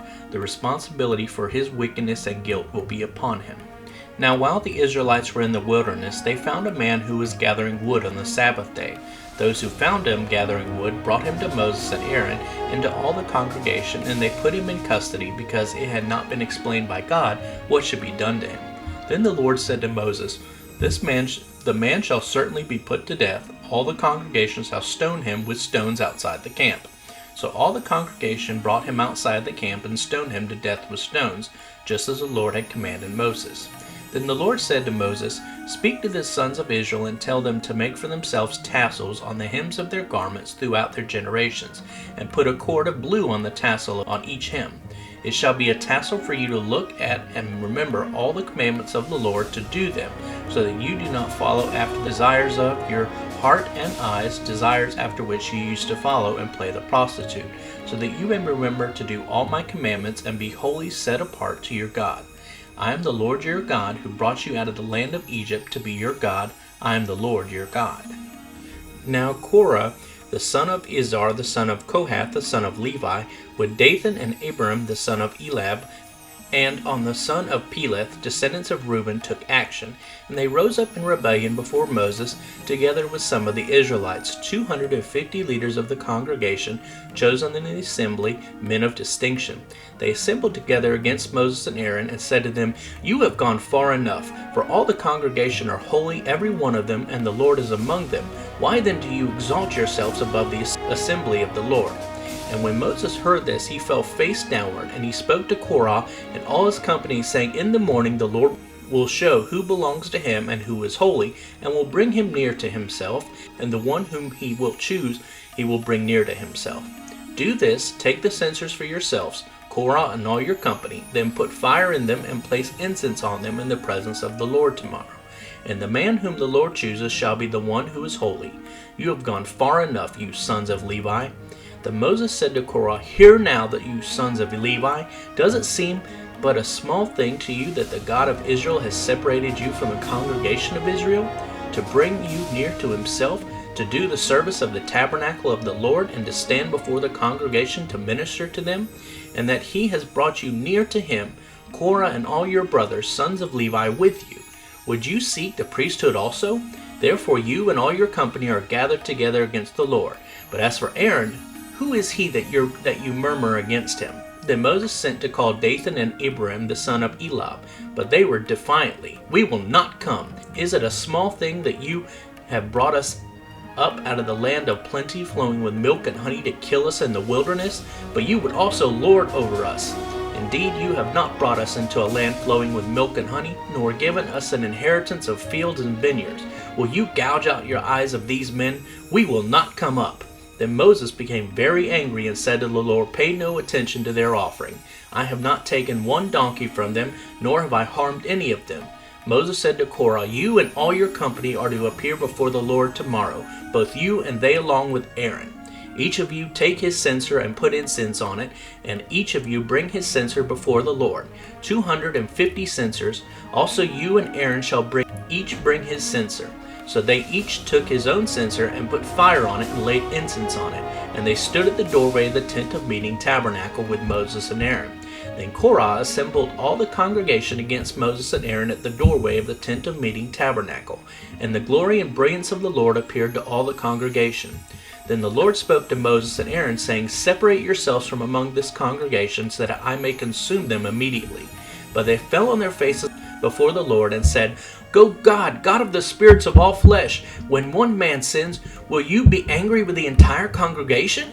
Then the Lord spoke to Moses, saying, Say to the congregation, Get away from around the tents of Korah, Dathan, and Abiram. Then Moses arose and went to Dathan and Abiram, and the elders of Israel followed him. And he said to the congregation, Get away from the tents of these wicked men, and touch nothing of theirs, or you will be swept away in all their sin. So they got back from around the tents of Korah, Dathan, and Abiram, and Dathan and Abiram came out and stood at the doorway of their tents, and their wives and their sons and their little children. Then Moses said, By this you shall know that the Lord has sent me to do all these works, for I do not act of my own accord. If these men die the common death of all mankind, or in what happens to everyone happens to them, then you will know for sure that the Lord has not sent me. But if the Lord creates an entirely new thing, and the ground opens its mouth and swallows them up, along with all that belongs to them, and they descend alive into Sheol, the netherworld, the place of the dead, then you will understand that these men have spurned and rejected the Lord. As soon as Moses finished speaking all these words, the ground under them split open, and the earth opened its mouth and swallowed them and their households, and all the men who supported Korah, with all their possessions. So they and all that belonged to them went down alive to Sheol, and the earth closed over them, and they perished from among the assembly. All Israel who were around them fled at their outcry, for they said, "The earth may swallow us also." Fire also came forth from the Lord and consumed the 250 men who were offering the incense. Then the Lord spoke to Moses, saying, "Tell Eleazar the son of Aaron the priest that he is to pick up the censers from the midst as of the blaze, for they are holy, and you scatter the burning coals abroad. As for the censers of these people who have sinned at their cost of their lives, have the censers made into hammered sheets as a plating for the altar of burnt offering. For they were presented before the Lord, and they are sacred. They shall be a warning sign to the sons of Israel." So Eleazar the priest took the bronze censers which the Levites who were burned had offered, and they were hammered out into broad sheets as a plating for the bronze altar of burnt offering, as a reminder to the sons of Israel, so that no layman, that is, one who is not of the descendants of Aaron, should approach to offer incense before the Lord, so that he will not become like Korah as his company, just as the Lord had said to him through Moses. But on the next day the entire congregation of the Israelites murmured against Moses and Aaron, saying, "You have caused the death of the people of the Lord." When the congregation was assembled against Moses and Aaron, they turned and looked at the tent of meeting tabernacle, and behold, the cloud covered it, and the glory and brilliance of the Lord appeared. Then Moses and Aaron came to the front of the tent of meeting tabernacle, and the Lord spoke to Moses, saying, "Get away from among this congregation, so that I may consume them immediately." Then Moses and Aaron fell on their faces in silence before the Lord. Moses said to Aaron, "Take a censer and put fire in it from the altar and lay incense on it. Then bring it quickly to the congregation and make atonement for them. For wrath has gone forth from the Lord, the plague has begun." So Aaron took the burning censer as Moses commanded and ran into the midst of the assembly. And behold, the plague had already begun among the people, and he put on the incense and made atonement for the people. He stood between the dead and the living, so that the plague was brought to an end. But those who died in the plague were 14,700, besides those who died because of Korah. Then Aaron returned to Moses at the doorway of the tent of meeting tabernacle, for the plague had been brought to an end. Spoke to Moses, saying, "Speak to the sons of Israel, and get rods from them, a rod for each father's household, from all their leaders, according to their fathers' households, 12 rods. Write every man's name on his rod, and write Aaron's name on the rod of Levi, his ancestor. For there is one rod for the head of each of their fathers' households. You shall then deposit them in the tent of meeting tabernacle in front of the ark of the testimony, where I meet with you.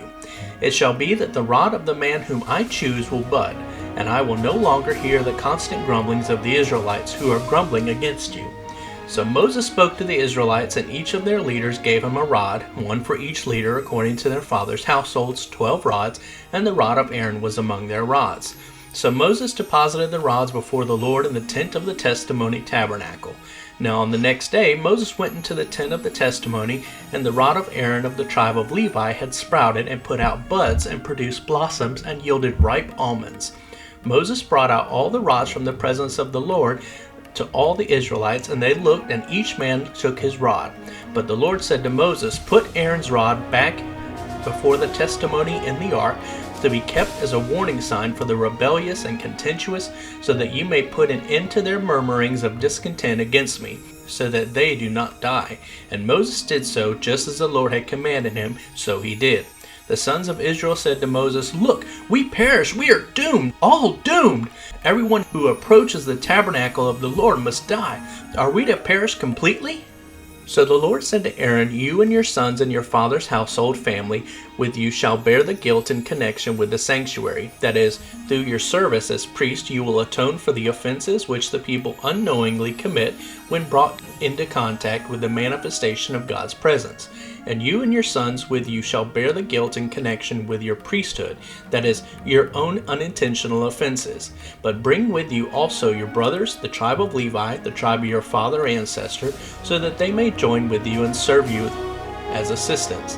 while you and your sons with you are before the tent of the testimony, the holy place where only priests may go, and the most holy place which only the high priest may enter.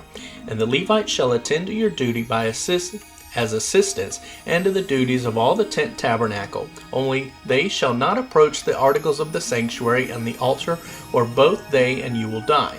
They shall join you and attend to the duties of the tent of meeting, all the service of the tent, and no stranger, no layman, anyone who is not a Levite may approach you and your sons.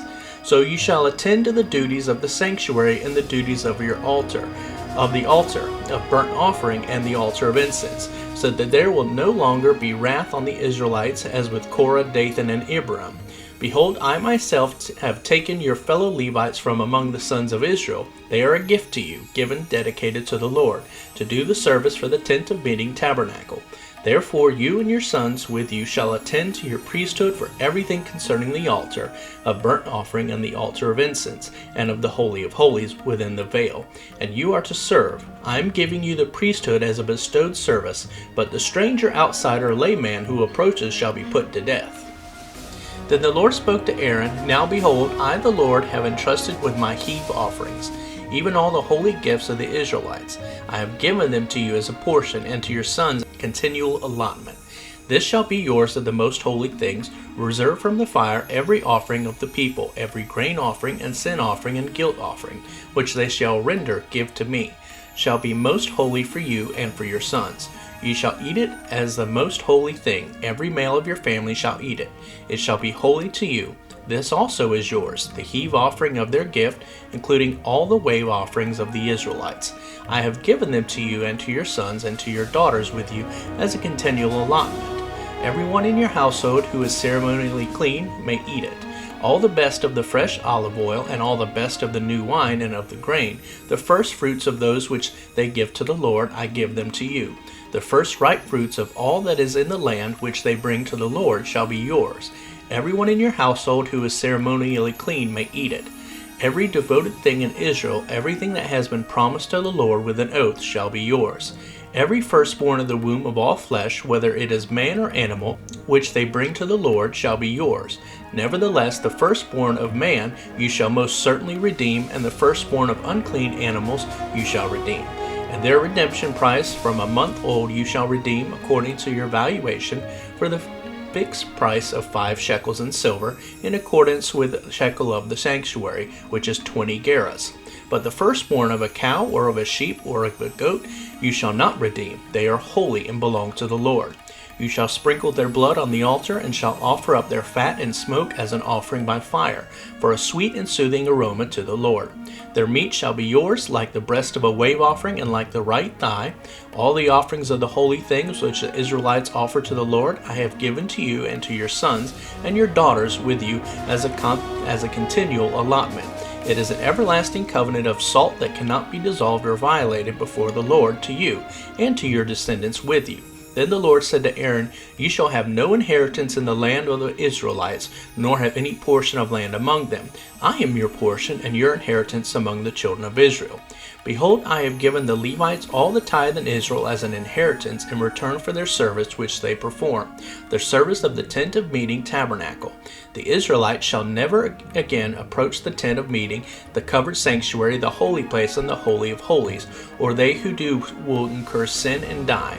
Only the Levites shall perform the service of the tent of meeting tabernacle, and they shall bear their iniquity. It shall be a statute forever throughout your generations, that the Levites shall have no inheritance of land among the children of Israel.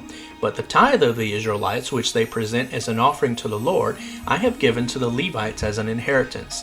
Therefore I have said to them, They shall have no inheritance among the children of Israel. Then the Lord spoke to Moses, saying, Moreover, you shall speak to the Levites and say to them, When you take from the Israelites the tithe, which I have given to you from them as your inheritance, then you shall present an offering from it to the Lord, a tithe of the tithe paid by the people. Your offering shall be credited to you as the grain from the threshing floor, or as the full produce from the vine vat. Likewise you shall also present an offering to the Lord from all your tithes, which you receive from the Israelites, and from it you shall give the Lord's offering to Aaron the priest. Out of all your gifts you shall present every offering due to the Lord, from all the best of it, even the sacred part from them. Therefore you shall say to them, when you have offered the best from it, then the rest shall be credited to the Levites as the product of the threshing floor, and as the product of the wine vat. You may eat it anywhere, you and the members of your households, for it is your compensation in return for your service in the tent of meeting, tabernacle. You will bear no sin because of it when you have offered the best of it, but you shall not profane the sacred gifts of the children of Israel, or you will die because of it. Then the Lord spoke to Moses and Aaron, saying, This is the statute of the law which the Lord has commanded. Tell the Israelites to bring you an unblemished red heifer in which there is no defect, and on which a yoke has never been placed. You shall give it to Eleazar the priest, and it shall be brought outside the camp and be slaughtered in his presence. Next, Eleazar the priest shall take some of its blood with his finger and sprinkle some of it toward the front of the tent of meeting tabernacle 7 times. Then the heifer shall be burned in his sight, its skin, its flesh, its blood, and its waste shall be burned reduced to ash. The priest shall take cedar wood and hyssop and scarlet material and cast them into the midst of the burning heifer. Then the priest shall wash his clothes and bathe his body in water, and afterwards come into the camp, but he shall be ceremonially unclean until evening. The one who burns the heifer shall wash his clothes and bathe his body in water, and shall be unclean until evening. Now a man who is ceremonially clean shall collect the ashes of the heifer and deposit them outside the camp in a clean place. And the congregation of the Israelites shall keep it from water to remove impurity. It is to be used for purification from sin. The one who gathers the ashes of the heifer shall wash his clothes and be unclean until evening. This shall be a perpetual statute to the Israelites and to the stranger who lives as a resident alien among them. The one who touches the dead body of any person shall be unclean for 7 days. That one shall purify himself from uncleanness with the water made with ashes of the burnt heifer on the 3rd day and on the 7th day, and then he will be clean. But if he does not purify himself on the 3rd day and on the 7th day, he will not be clean. Whoever touches a corpse, the body of anyone who has died, and does not purify himself, defiles the tabernacle of the Lord, and that person shall be cut off from Israel, that is, excluded from the atonement made for them. Because the water for impurity was not sprinkled on him, he shall be unclean. His uncleanliness is still on him. This is the law when a man dies in a tent. Everyone who comes into the tent and everyone who is in the tent shall be ceremonially unclean for 7 days. Every open container in the tent which has no covering tied down to it is unclean. Also, anyone in the open field who touches one who has been killed with a sword, or who has died of natural causes, or a human bone or a grave, shall be unclean for 7 days. Then for the unclean person they shall take some of the ashes of the heifer burnt for the purification from sin, and running water shall be added to them in a container. A clean person shall take the hyssop and dip it in the water and sprinkle it on the tent and of all the furnishings and on the people who were there, and on the one who touched the bone, or the one who was killed, or the one who died naturally, or the grave. Then the clean person shall sprinkle the water for purification on the unclean person on the 3rd day and on the 7th day, and on the 7th day the unclean man shall purify himself, and wash his clothes and bathe himself in water, and shall be ceremonially clean at evening. But the man who is unclean and does not purify himself, that person shall be cut off from among the assembly, because he has defiled the sanctuary of the Lord. The water for purification has not been sprinkled on him. He is unclean. So it shall be a perpetual statute to them. He who sprinkles the water for impurity on another shall wash his clothes, and he who touches the water for impurity shall be unclean until evening. Furthermore, anything the unclean person touches shall be unclean, and anyone who touches it shall be ceremonially unclean until evening. Then the Israelites, the whole congregation, came into the wilderness of Zin in the 1st month, in the 40th year after leaving Egypt, and the people lived in Kadesh. Miriam died there and was buried there. Now there was no water for the congregation, and they gathered together against Moses and Aaron. The people contended with Moses and said, If only we had perished when our brothers perished in the plague before the Lord. Why have you brought up the assembly of the Lord into this wilderness to die here, we and our livestock? Why have you made us come from Egypt to bring us to this wretched place? It is not a place of grain, or of figs, or of vines, or of pomegranates, and there is no water to drink. Then Moses and Aaron went from the presence of the assembly to the doorway of the tent of meeting, tabernacle, and fell on their faces before the Lord in prayer. Then the glory and brilliance of the Lord appeared to them, and the Lord spoke to Moses, saying, Take the rod, and you and your brother Aaron assemble the congregation and speak to the rock in front of them, so that it will pour out its water. In this way you shall bring water for them out of the rock, and let the congregation and their livestock drink fresh water." So Moses took the rod from before the Lord, just as he had commanded him. And Moses and Aaron gathered the assembly before the rock. Moses said to them, "Listen now, you rebels! Must we bring you water out of this rock?" Then Moses raised his hand in anger, and with his rod he struck the rock twice, instead of speaking to the rock as the Lord had commanded. And the water poured out abundantly, and the congregation and their livestock drank fresh water. But the Lord said to Moses and Aaron, "Because you have not trusted in me, to treat me as holy in the sight of the sons of Israel, you therefore shall not bring this assembly into the land which I have given them.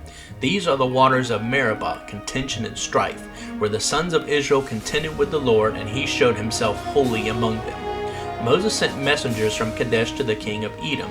"Thus says your brother Israel, you know all the hardship that has come upon us as a nation, that our fathers' ancestors went down to Egypt, and we lived there for a long time, and the Egyptians treated both of us and our fathers badly. But when we cried out to the Lord for help, he heard us and sent an angel and brought us out of Egypt. Now look, we are in Kadesh, a city on the edge of your territory. Please let us pass through your land. We will not pass through a field or through a vineyard. We will not even drink water from a well. We will go along the king's highway, not turning off course to the right or to the left until we have passed through your territory." But the king of Edom said to him, "You shall not pass through my territory, or I will come out against you with the sword." Again, the Israelites said to him, "We will go by the highway trade route, and if I and my livestock drink any of your water, then I will pay for it. Only let me pass through on foot, nothing else." But the king of Edom said, "You shall not pass through my territory." And Edom came out against Israel with many people and a strong hand. Thus the king of Edom refused to give Israel passage through his territory, so Israel turned away from him. Now when they set out from Kadesh, the Israelites' whole congregation came to Mount Hor. Then the Lord spoke to Moses and Aaron at Mount Hor by the border of the land of Edom, saying, "Aaron will be gathered to his people in death, for he shall not enter the land which I have given to the children of Israel, because you both rebelled against my command at the waters of Meribah. Take Aaron and Eleazar his son, and bring them up to Mount Hor, and strip Aaron of his garments, and put them on Eleazar his son. So Aaron will be gathered to his fathers, and will die there." So Moses did just as the Lord had commanded, and they went up Mount Hor in the sight of all the congregation. After Moses stripped Aaron of his priestly garments and put them on Eleazar his son, Aaron died there on the mountaintop. Then Moses and Eleazar came down from the mountain. When all the congregation saw that Aaron had died, all the house of Israel wept and mourned for him 30 days. When the Canaanite, the king of Arad, who lived in the Negev, the south country, heard that Israel was coming by the way of Athram, the route traveled by the spies sent out by Moses, he fought against Israel and took some of them captive. So Israel made a vow to the Lord and said, "If you will indeed hand over these people to me, then I will utterly destroy their cities." The Lord heard the voice of Israel and handed over the Canaanites. Then they utterly destroyed them and their cities.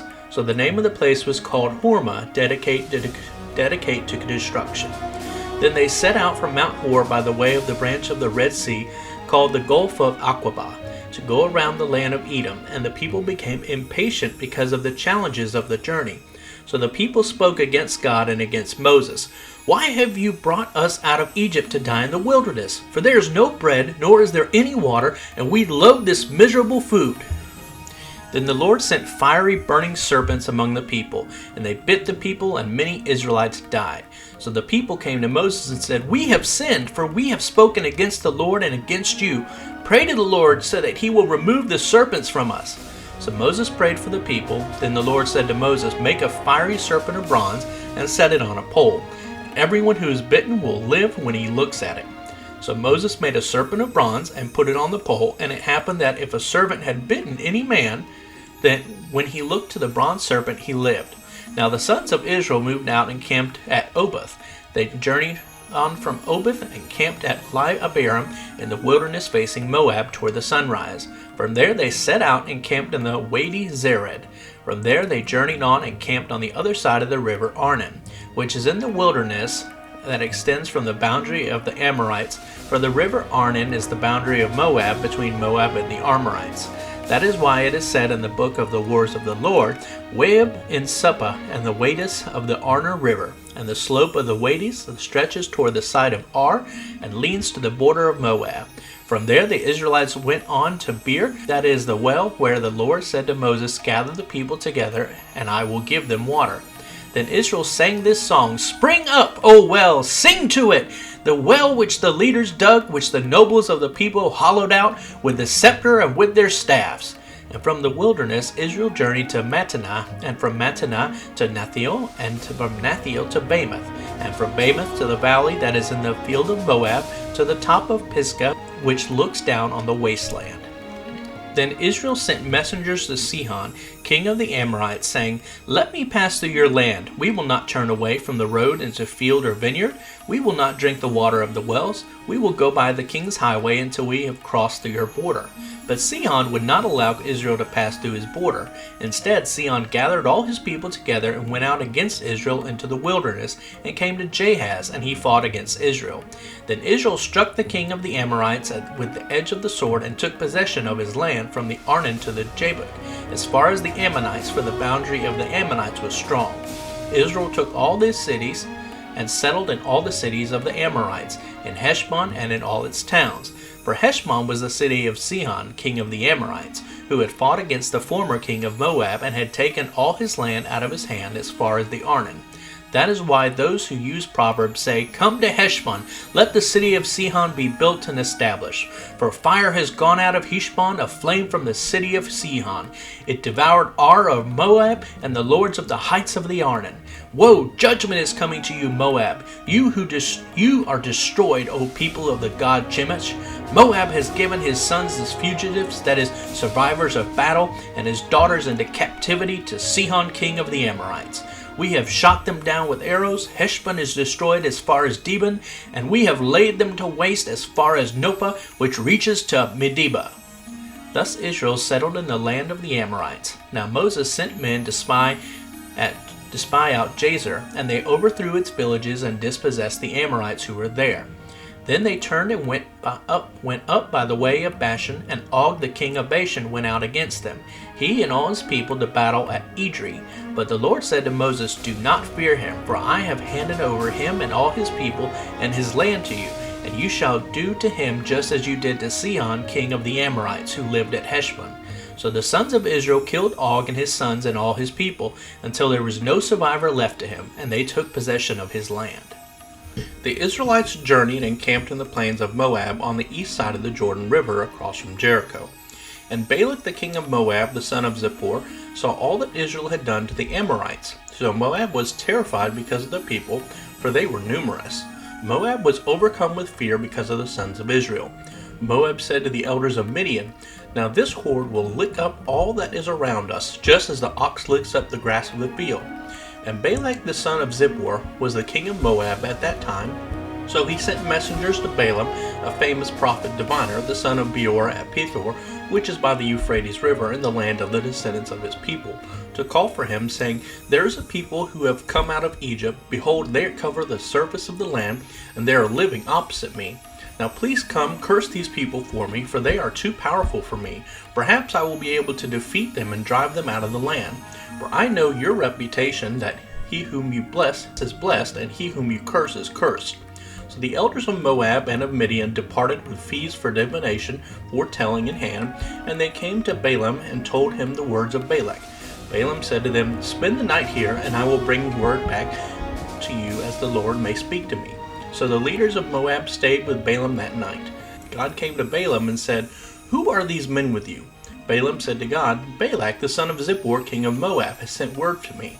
Hear this, the people who came out of Egypt cover the surface of the land. Come now, curse them for me. Perhaps I may be able to fight against them and drive them out.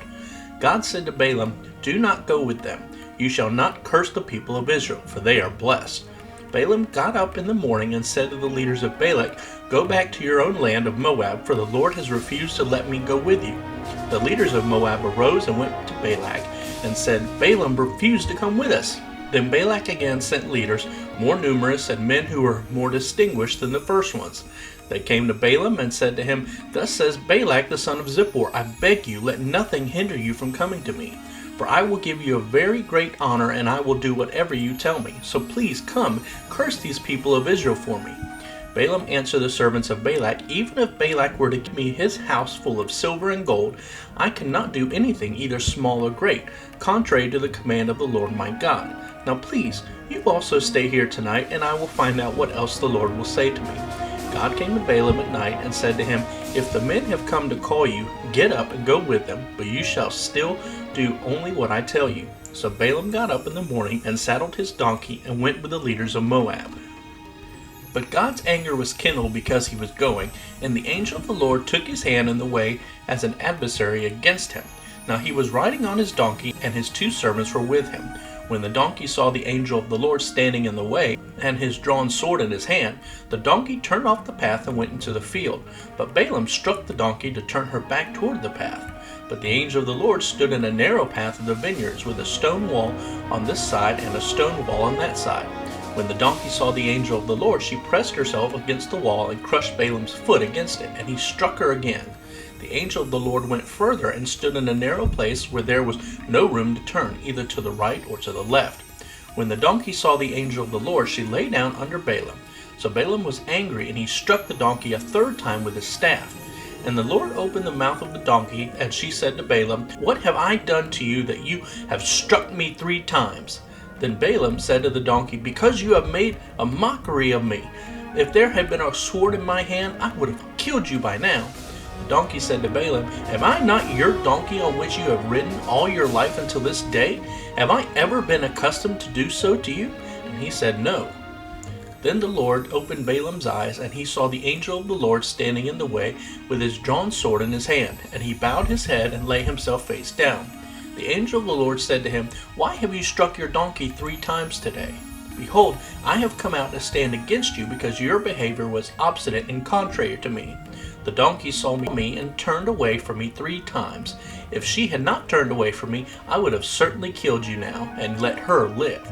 Balaam said to the angel of the Lord, I have sinned, for I did not know that you were standing in the way against me. But now, if my going displeases you, I will turn back.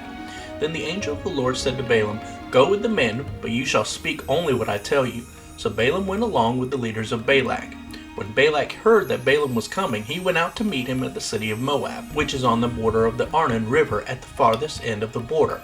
Balak said to Balaam, Did I not urgently send word to you to call you? Why did you not come to me immediately? Am I really unable to honor pay you? So Balaam said to Balak, Indeed, I have come to you now, but am I able to say anything at all? The word that God puts in my mouth, that I shall speak.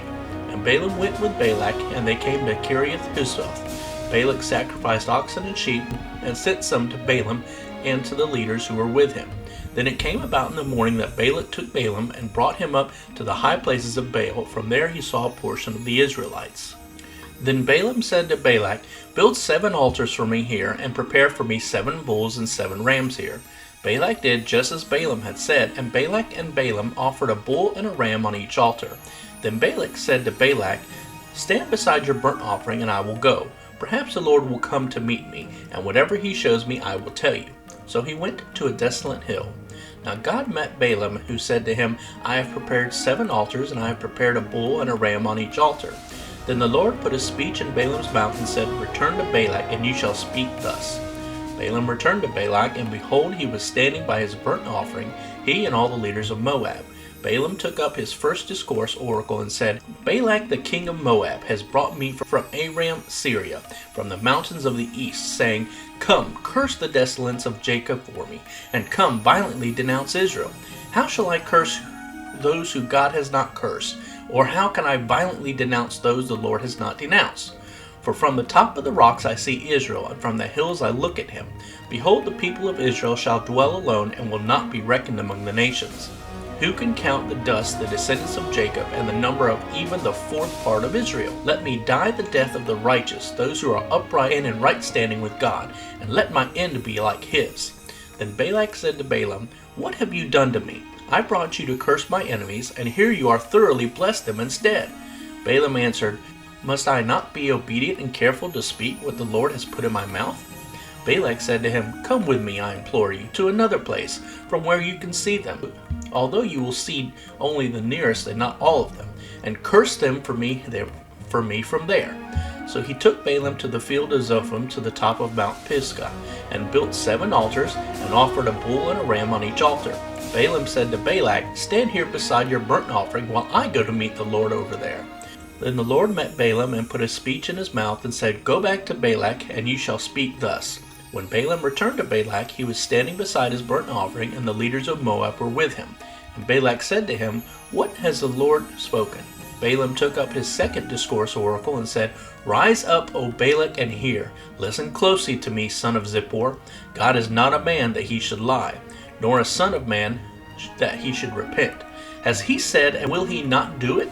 Or has he spoken, and he will not make it good and fulfill it? Behold, I received his command to bless Israel. He has blessed, I cannot reverse.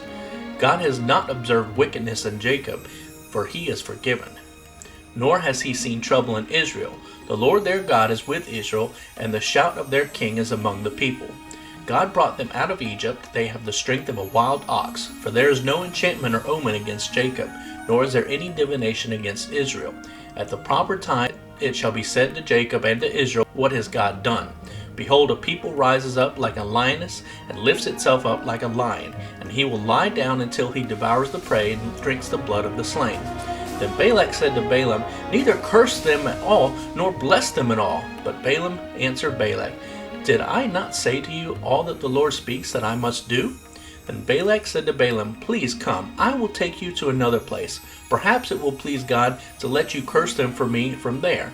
So Balak brought Balaam to the top of Mount Peor that overlooks the wasteland. And Balaam said to Balak, Build 7 altars for me here, and prepare for me 7 bulls and 7 rams here. Balak did just as Balaam had said, and offered a bull and a ram on each altar. When Balaam saw that it was pleased the Lord to bless Israel, he did not go as he had done each time before superstitiously to seek omens and signs in the natural world, but he set his face toward the wilderness desert, and Balaam raised his eyes, and he saw Israel living in their tents, tribe by tribe, and the Spirit of God came on him.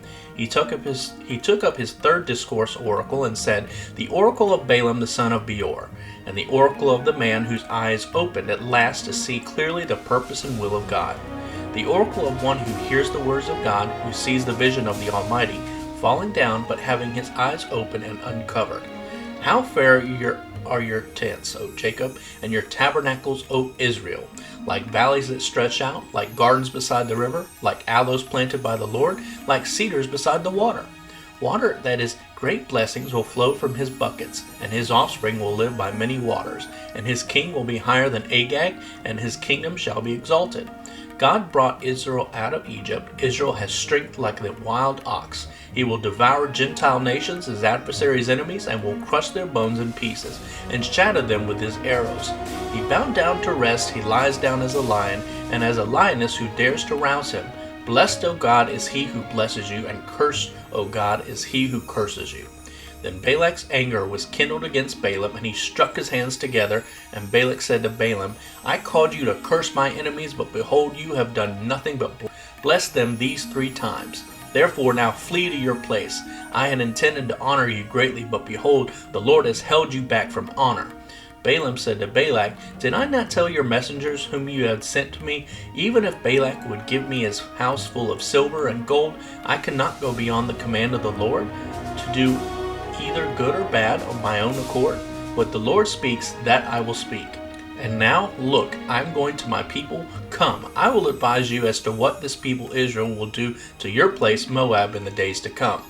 He took up his 4th discourse oracle and said, The oracle of Balaam the son of Peor, the oracle of the man whose eyes is open, the oracle of him who hears the words of God, and knows the knowledge of the Most High, who sees the vision of the Almighty falling down, but having his eyes open and uncovered. I see him, but not now. I behold him, but not near. A star shall come forth from the descendants of Jacob. A scepter shall rise out of the descendants of Israel, and shall crush the forehead of Moab, and destroy all the sons of Sheth. Edom shall be taken as a possession. Mount Seir, Israel's enemies, also will be a possession, while Israel performs valiantly. One from the descendants of Jacob shall have dominion and will destroy the remnant from the city. Balaam looked at Amalek and took up his fifth discourse oracle and said, Amalek was the first of the neighboring nations to oppose the Israelites after they left Egypt, but his end shall be destruction. And Balaam looked at the Kenites and took up his sixth discourse oracle and said, Strong is your dwelling place, and you set your nest in the cliff. Nevertheless the Kenites will be consumed. How long will Assyria keep the Israel captive? Then he took up his seventh discourse oracle and said, Alas, who can live unless God has ordained it? But ships shall come from the coast of Kittim, and shall afflict Ashur, Assyria, and Eber, so that visitors also will come to destruction. Then Balaam arose and departed and returned to his place, and Balak also went on his way. Israel settled and remained in Shittim, and the people began to play the prostitute with the women of Moab, being unfaithful to God. For they invited the Israelites to the sacrifices of their gods, and the Israelites ate food offered to idols and bowed down to Moab's gods. So Israel joined themselves to Baal of Peor in worship, and the anger of the Lord was kindled against Israel. The Lord said to Moses, Take all the leaders of the people who have committed sin with the Moabites, and execute them in broad daylight before the Lord, so that the fierce anger of the Lord may turn away from Israel. So Moses said to the judges of Israel, Each one of you must kill his men who have joined themselves to Baal of Peor in worship. Then one of the Israelites came and presented to his relatives a Midianite woman, in the sight of Moses and the whole congregation of the Israelites, while they were weeping over God's judgment at the doorway of the tent of meeting tabernacle. When Phinehas, the son of Eleazar, the son of Aaron, the priest, saw this, he left the congregation and took a spear in his hand. And he went after the man of Israel into the tent and pierced both of them through the body, the man of Israel and the woman. Then the plague on the Israelites stopped. Nevertheless, those Israelites who died in the plague numbered 24,000. Then the Lord spoke to Moses, saying, Phinehas the son of Eleazar, the son of Aaron the priest, has turned my wrath away from the Israelites, because he was jealous with my jealousy among them, so that I did not destroy the Israelites in my jealousy. Therefore say, Behold, I give to Phinehas my covenant of peace, and it shall be for him and his descendants after him, a covenant of an everlasting priesthood, because he was jealous in passion for the unique honor and respect owed to his God, and made atonement for the sons of Israel. Now the name of the man of Israel who was killed with the Midianite woman was Zimri, the son of Salu, a leader of his father's household among the Simeonites. The name of the Midianite woman who was killed was Cosbi, the daughter of Zur, who was the tribal head of a father's household of Midian.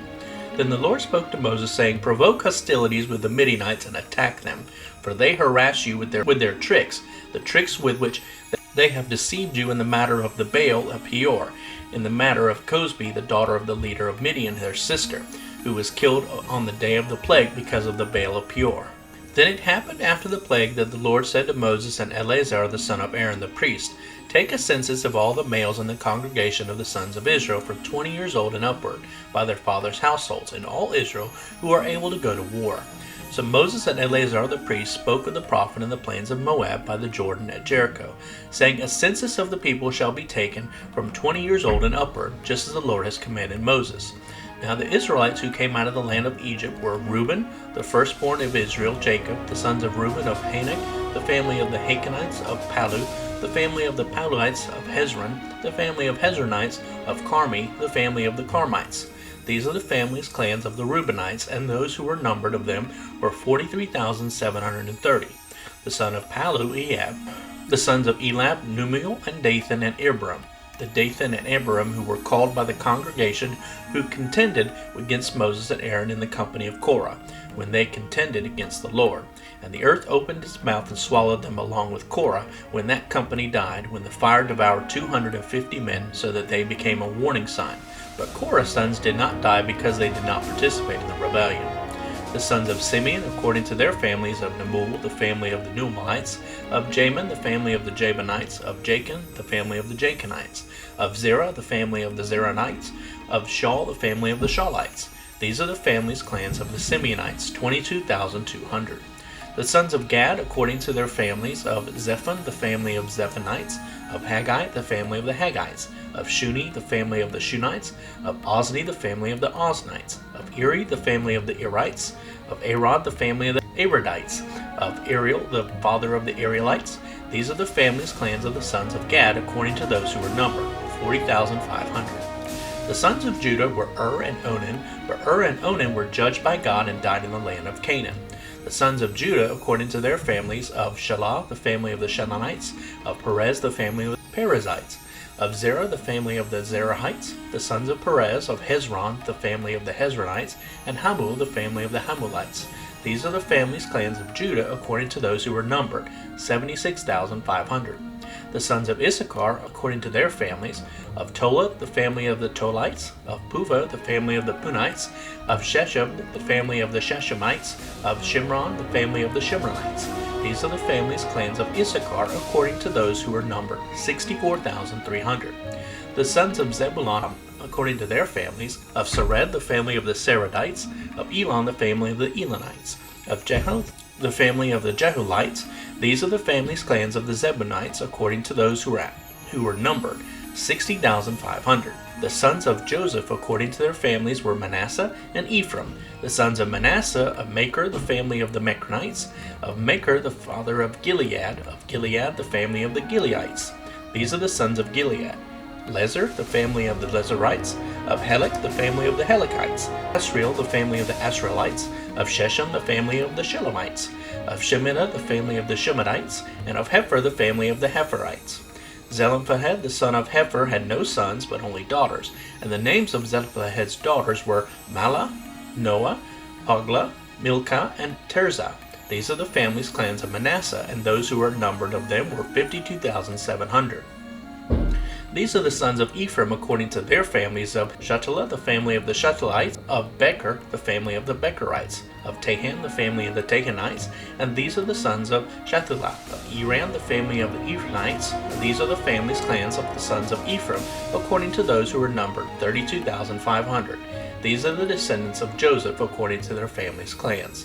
The sons of Benjamin, according to their families, of Bela, the family of the Belanites, of Ashbel, the family of the Ashbelites, of Ahiram, the family of the Aharamites, of Sheshubim, the family of the Sheshemites, of Hepham, the family of the Hephanites. The sons of Bela were Ard and Naaman, of Ard, the family of the Ardites, of Naaman, the family of the Naamanites. These are the sons of Benjamin according to their family clans, and those who numbered 45,600. These are the sons of Dan according to their families, of Shuhem, the family of the Shuhamites. These are the families of Dan according to their families. All the families' clans of the Shuhamites according to those who were numbered, 64,400. Of the sons of Asher according to their families, of Imnah, the family of the Ehamites, of Ishvi, the family of the Ishvites, of Berea, the family of the Berites, of the sons of Berea, of Heber, the family of the Heberites, of Malchiel, the family of the Malchites. And the name of the daughter of Asher was Sarah. These are the families' clans of the sons of Asher according to those who were numbered, 53,400. Of the sons of Naphtali according to their families, of Jasiel, the family of the Jasielites, of Guni, the family of the Gunites, of Jazer, the family of the Jerizzites, of Shilem, the family of the Shimalites. These are the families' clans of Naphtali according to their families, and those who were numbered of them were 45,400. This was the total number of the male Israelites, 601,730, 20 years old and upward, who were able to go to war. And the Lord spoke to Moses, saying, Among these the land shall be divided as an inheritance according to the number of names. To the larger tribe you shall give the larger inheritance, and to the smaller tribe the smaller inheritance. Each tribe shall be given its inheritance according to its numbers, but the land shall be divided by lot. They shall receive their inheritance according to the names of the tribes of their fathers' tribal ancestors, according to the locations selected by lot. Their inheritance shall be divided between the larger and the smaller groups. These are those who are numbered of the Levites according to their families, of Gershon, the family of the Gershonites, of Kohath, the family of the Kohathites, of Merari, the family of the Merarites. These are the families of Levi. The family of the Levites, the family of the Hebronites, the family of the Malhites, the family of the Mushites, the family of the Korahites, and Kohath was the father of Amram. The name of Amram's wife was Jochebed, the daughter of Levi, who was born to Levi in Egypt, and to Amram she bore Aaron, Moses, Miriam their sister. To Aaron were born Nadab, Abihu, Eleazar, and Ithamar. But Nadab and Abihu had died in the presence of God when they offered in their ceremonial censers strange, unholy, unacceptable, and unauthorized fire before the Lord. Those numbered of the Levites were 23,000, every male from a month old and upward. for they were not numbered among the sons of Israel, since no inheritance of land was given to them among the Israelites. These are those numbered by Moses and Eleazar the priest, who number the sons of Israel for the second time in the plains of Moab, by the Jordan River at Jericho. But among these there was not a man left of those numbered by Moses and Aaron the priest, who numbered the sons of Israel for the first time in the wilderness of Sinai. For the Lord had said to them, They shall certainly die in the wilderness, and not a man was left of them except Caleb the son of Jephunneh and Joshua the son of Nun.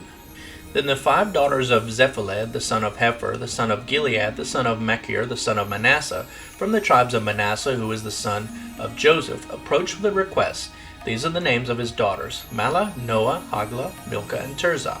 They stood before Moses, Eleazar the priest, and the leaders and all the congregation at the doorway of the tent of meeting tabernacle, saying, Our father died in the wilderness. He was not among those who assembled together against the Lord in the company of Korah, but he died for his own sin, as did all those who rebelled at Kadesh.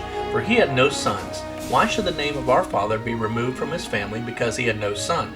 Give to us a possession land among our father's brothers. So Moses brought their case before the Lord. Then the Lord said to Moses, The request of the daughters of Zephaelad is justified. You shall certainly give them possession as an inheritance among their father's brothers, and you shall transfer their father's inheritance to them. Furthermore, you shall say to the Israelites, If a man dies and has no son, you shall transfer his inheritance to his daughter.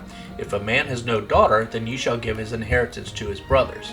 If a man has no brothers, then you shall give inheritance to his father's brothers. If his father has no brothers, then you shall give his inheritance to his nearest relative in his own family, and he shall take possession of it.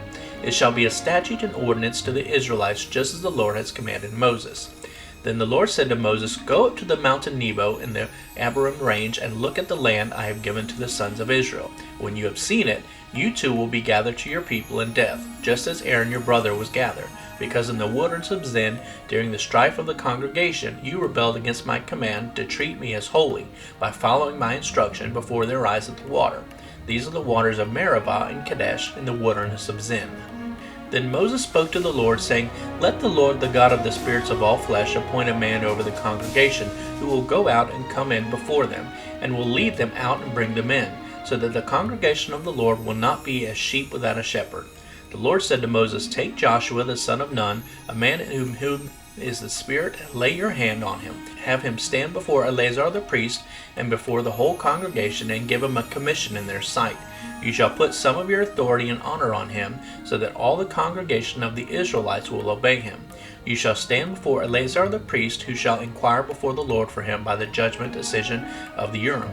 At Joshua's command the people shall go out, and at his command they shall come in, he and all the congregation of Israel with him. Moses did as the Lord had commanded him. He took Joshua and had him stand before Eleazar the priest and the whole congregation. And Moses laid his hands on Joshua and commissioned him, just as the Lord had commanded through Moses. Then the Lord spoke to Moses, saying, Command the Israelites and say to them, You shall be careful to present at its appointed time during the year my offering, my food for my offerings, by fire as a sweet and soothing aroma to me. You shall say to the people, This is the offering by fire which you shall present to the Lord every day, 2 male lambs 1 year old, without blemish, and a continual burnt offering. You shall offer 1 lamb in the morning, and you shall offer the other lamb at twilight. Also 1/10 of an ephah of finely milled flour as a grain offering, mixed with 1/4 hin of pressed oil. It is a continual burnt offering which is ordained on Mount Sinai as a sweet and soothing aroma, an offering by fire to the Lord. Its drink offering shall be 1/4 of a hin for each lamb. In the holy place you shall pour out a strong drink offering to the Lord. The other lamb you shall offer at twilight as the grain offering of the morning, and in its drink offering you shall offer it, an offering by fire, a sweet and soothing aroma to the Lord. Then on the Sabbath day 2 male lambs 1 year old without blemish, and 2/10 of an ephah of fine flour mixed with oil as a grain offering, and its drink offering. This is the burnt offering of every Sabbath, in addition to the continual burnt offering and its drink offering.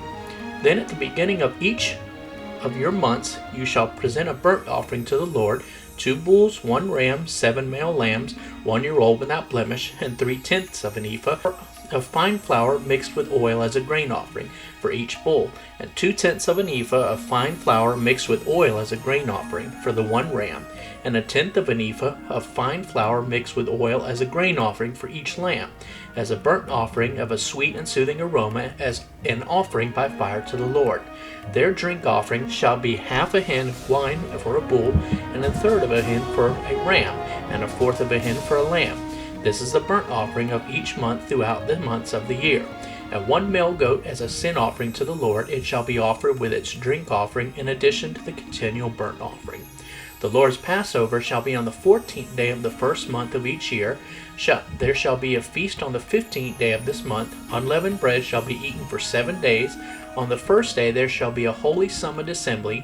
You shall do no laborious work that day, but you shall present an offering by fire, a burnt offering to the Lord, 2 bulls, 1 ram, and 7 male lambs 1 year old, without blemish. For their grain offering you shall offer fine flour mixed with oil, 3/10 of an ephah for the bull, and 2/10 for the ram.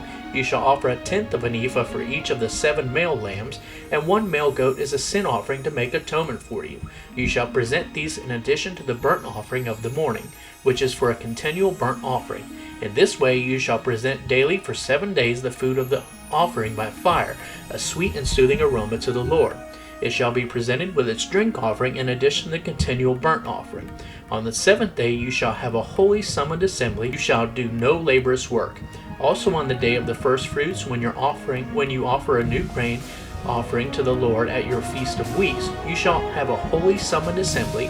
You shall do no laborious work. You shall present the burnt offering as a sweet and soothing aroma to the Lord. 2 young bulls, 1 ram, 7 male lambs 1 year old, and their grain offering of fine flour mixed with oil. 3/10 of an ephah for each bull, 2/10 for the 1 ram, 1/10 for each of the 7 male lambs, and 1 male goat to make atonement for you. In addition to the continual burnt offerings and its grain offering, you shall present them with their drink offerings. They shall be without blemish. On the first day of the 7th month you shall have a holy summoned assembly. You shall do no laborious work. It will be for you a day of blowing the trumpets, the shofar, ram's horn. You shall offer a burnt offering as a sweet and soothing aroma to the Lord. 1 bull, 1 ram, then 7 male lambs 1 year old with blemish. Also their grain offering, fine flour mixed with oil, 3/10 of an ephah for the bull, 2/10 of the ram, and 1/10 of an ephah for each of the 7 lambs, and 1 male goat as a sin offering to make atonement for you. These are in addition to the burnt offering of the new moon and its grain offering, and the continual burnt offering and its grain offering, and their drink offerings according to the ordinance for them, as a sweet and soothing aroma, an offering by fire to the Lord. Then on the 10th day of this 7th month you shall have a holy summoned assembly for the day of atonement, and you shall humble yourselves. You shall not do any work. You shall present a burnt offering to the Lord as a sweet and soothing aroma, 1 bull, 1 ram, and 7 male lambs 1 year old, which are without blemish. And their grain offering, fine flour mixed with oil, 3/10 of an ephah for the bull, 2/10 for the 1 ram, 1/10 of an ephah for each of the 7 lambs, 1 male goat as a sin offering in addition to the sin offering of atonement, and the continual burnt offering and its grain offering and their drink offerings. Then on the 15th day, on the 7th of the 7th month, you shall have a holy summoned assembly. You shall do no laborious work, and you shall observe a feast of booths to the Lord for 7 days. You shall present a burnt offering, an offering by fire as a sweet and soothing aroma to the Lord. 13 bulls, 2 rams, and 14 male lambs, 1 year old, which are without blemish. Their grain offering, fine flour mixed with oil, 3/10 of an ephah for each of the 13 bulls, 2/10 for each of the 2 rams, and 1/10 of an ephah for each of the 14 lambs. Also 1 male goat is a sin offering in addition to the continual burnt offering, its grain offering, and its drink offering. Then on the 2nd day of the Feast of Booths, 12 bulls, 2 rams, 14 male lambs 1 year old without blemish, with their grain offering and their drink offerings for the bulls, the rams, and the lambs by their number according to their ordinance. Also 1 male goat is a sin offering in addition to the continual burnt offering, its grain offering, and their drink offerings. Then on the 3rd day of the Feast of Booths, 11 bulls, 2 rams, 14 male lambs, and 1-year-old without blemish, with their grain offering and drink offerings for the bull, the rams, and the lambs by their number according to the ordinance, and 1 male goat as a sin offering in addition to the continual burnt offering, its grain offering, and its drink offering. Then on the 4th day of the Feast of Booths, 10 bulls, 2 rams, and 14 male lambs, 1-year-old without blemish, their grain offering and their drink offerings for the bulls, the rams, and the lambs by their number according to the ordinance, and 1 male goat as a sin offering, besides the continual burnt offering, its grain offering, and its drink offering. Then on the 5th day of the Feast of Booths, 9 bulls, 2 rams, and 14 male lambs, 1-year-old without blemish, and their grain offering and drink offerings for the bulls, the rams, and the lambs by their number according to the ordinance, and 1 male goat is a sin offering in addition to the continual burnt offering, and its grain offering and its drink offering. Then on the 6th day of the Feast of Booths, 8 bulls, 2 rams, and 14 male lambs, 1-year-old without blemish, and their grain offering and their drink offerings for the bull, the rams, and the lambs by their number according to the ordinance, and 1 male goat is a sin offering in addition to the continual burnt offering, its grain offering, and its drink offerings.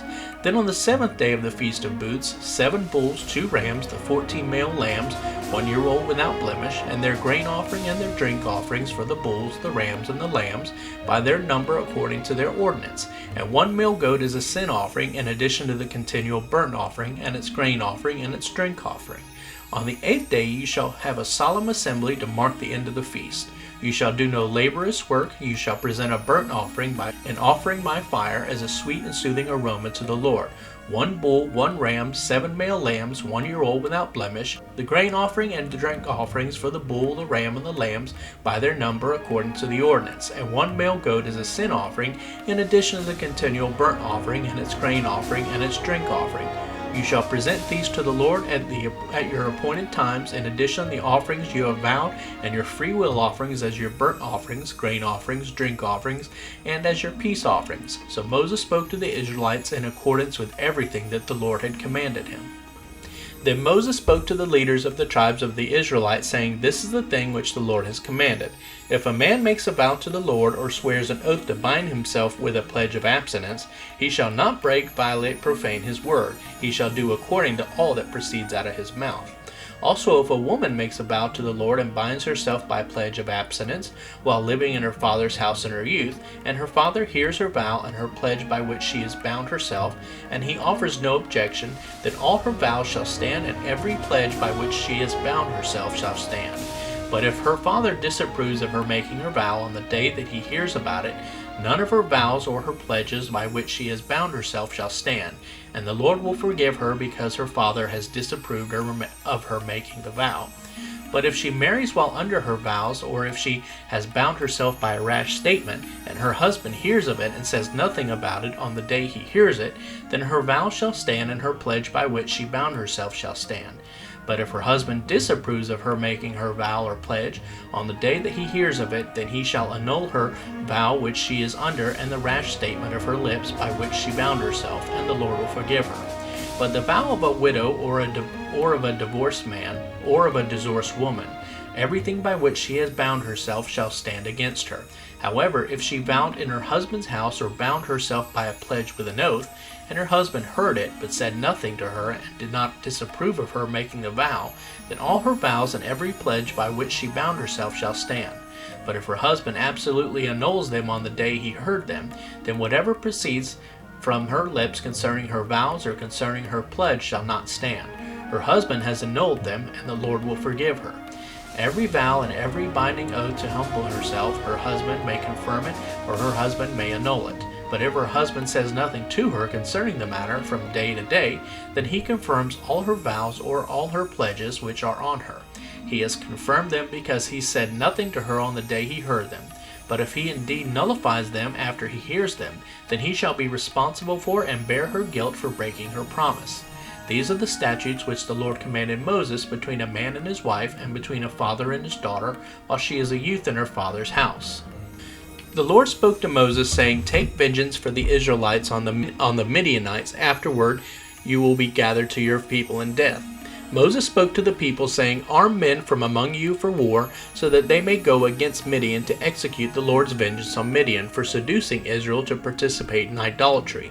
1,000 fighting men from each tribe of all the tribes of Israel you shall send to the war." So out of the thousands of Israel, 1,000 from each tribe were selected, 12,000 armed for war. Moses sent them, 1,000 from each tribe, to the war, and Phinehas the son of Eleazar the priest to war with them, and the sacred vessels of the sanctuary, and the trumpets to blow the alarm, in his hand. They made war against Midian, just as the Lord had commanded Moses, and they killed every male. They killed the kings of Midian along with the rest of their slain, Evi and Rechem and Zur the father of Cosbi, and Hur and Reba, the 5 kings of Midian. Also Balaam the son of Beor they killed with the sword. The sons of Israel captured the women of Midian and their children, and all their cattle, all their livestock, and all their property they took as spoil of war. They burned all the cities where they lived, and all their encampments with fire. They took all the plunder and all the spoils of war, both people and livestock. Then they brought the captives, the spoils, and the plunder to Moses and to Eleazar the priest, and to the congregation of the Israelites at the camp on the plains of Moab by the Jordan River across from Jericho. Moses and Eleazar the priest and all the leaders of the congregation went out to meet them outside the camp. But Moses was angry with the officers of the army, the commander of thousands and of hundreds who served in the war. And Moses said to them, "Have you let all the women live? Look, these are the women who caused the Israelites by the counsel of Balaam to trespass against the Lord in the matter of Peor. And so a plague came among the congregation of the Lord. Now therefore kill every male among the children, and kill every woman who is not a virgin. But all the young girls who have not known a man intimately keep alive for yourselves to marry. Camp outside the camp for 7 days. Whoever has killed any person and whoever has touched any dead body, purify yourselves and your captives on the 3rd day and on the 7th day. You shall purify every garment and every article made of leather and all the things made of goat's hair and every article made of wood." Then Eleazar the priest said to the men of war who had gone to battle, "This is the statute of the law which the Lord has commanded Moses. Only the gold, the silver, the bronze, the iron, the tin, and the lead, everything that can stand fire, you shall pass through fire, and it shall be clean. Nevertheless, it shall also be purified with the water of purification to remove its impurity. And all that cannot stand fire, such as fabrics, you shall pass through water. And you shall wash your clothes on the 7th day and be clean, and afterward you may come into the camp." Then the Lord spoke to Moses, saying, "You and Eleazar the priest and the leaders of the fathers' households of the congregation are to take account of the spoil of war that was captured, both people and livestock. Divide the spoil into 2 equal parts, because those who were involved in the war, that is, those who went out to battle and all of the rest of the congregation, levy a tax for the Lord from the warriors who went to battle, 1 in 500 of the persons, the oxen, the donkeys, and the flocks. Take this tribute from the warriors, half, and give it to Eleazar the priest as an offering to the Lord. From the Israelites half of the spoil you shall take 1 out of every 50 of the persons, the oxen, the donkeys, the flocks, and all of the livestock, and give them to the Levites who are in charge of the tabernacle of the Lord." Moses and Eleazar the priest did just as the Lord had commanded Moses.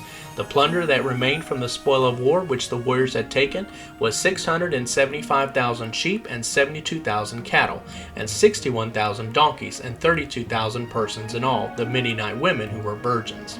The half share, the portion of those who went to war, was 337,500 sheep in number, and the Lord's levy tax on the sheep was 675. The cattle were 36,000, from which the Lord's levy was 72. The donkeys were 30,500, from which the Lord's levy was 61. The persons were 16,000, from whom the Lord's levy was 32 persons. Moses gave the levy which the Lord's to Eleazar the priest, just as the Lord had commanded Moses. As for the Israelites' half, which Moses separated from that of the warriors, now the congregation's half was 337,500 sheep, and 36,000 cattle, and 30,500 donkeys, and 16,000 people. And from the Israelites' half, Moses took 1 out of every 50, both of persons and animals, and gave them to the Levites who were in charge of the tabernacle of the Lord, just as the Lord had commanded Moses. Then the officers who were over the thousands of the army, the commanders of thousands and hundreds, approached Moses, and they said to him, "Your servants have counted the warriors under our command, and not one man of us is missing. So we have brought as an offering to the Lord what each man obtained, articles of gold, armlets, bracelets, signet rings, earrings, necklaces, to make atonement for ourselves before the Lord." Moses and Eleazar the priest took the gold from them, all the handmade articles, all the gold of the offering, which they presented to the Lord from the commanders of thousands and of hundreds, was 16,750 shekels. For the men of war had taken plunder, every man for himself. So Moses and Eleazar the priest received the gold from the commanders of thousands and of hundreds, and brought it to the tent of meeting tabernacle as a memorial for the sons of Israel before the Lord. Now the sons of Reuben and the sons of Gad had very large herds of cattle, and they saw the land of Jazer and the land of Gilead on the east side of the Jordan River, and indeed the place was suitable for raising livestock.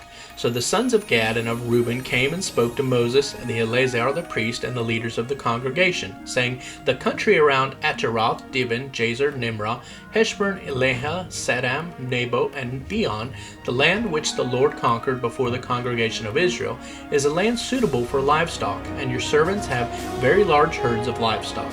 They said, If we have found favor in your sight, let this land be given to your servants as a possession. Do not take us across the Jordan River. But Moses said to the sons of Gad and the sons of Reuben, Shall your brothers go to war while you sit here? Now why are you discouraging the hearts of the Israelites from crossing over into the land which the Lord has given them? This is what your fathers did when I sent them to Kadesh Barnea to see the land. For when they went up to the valley of Eshcol and saw the land, they discouraged the hearts of the Israelites so that they did not go into the land which the Lord had given them.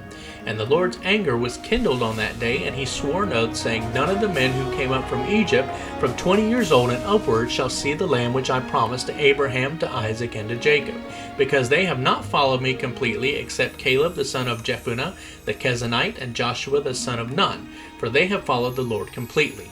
So the Lord's anger was kindled against the sons of Israel, Jacob, and he made them wander in the wilderness 40 years, until the entire generation of those who had done evil in the sight of the Lord was destroyed.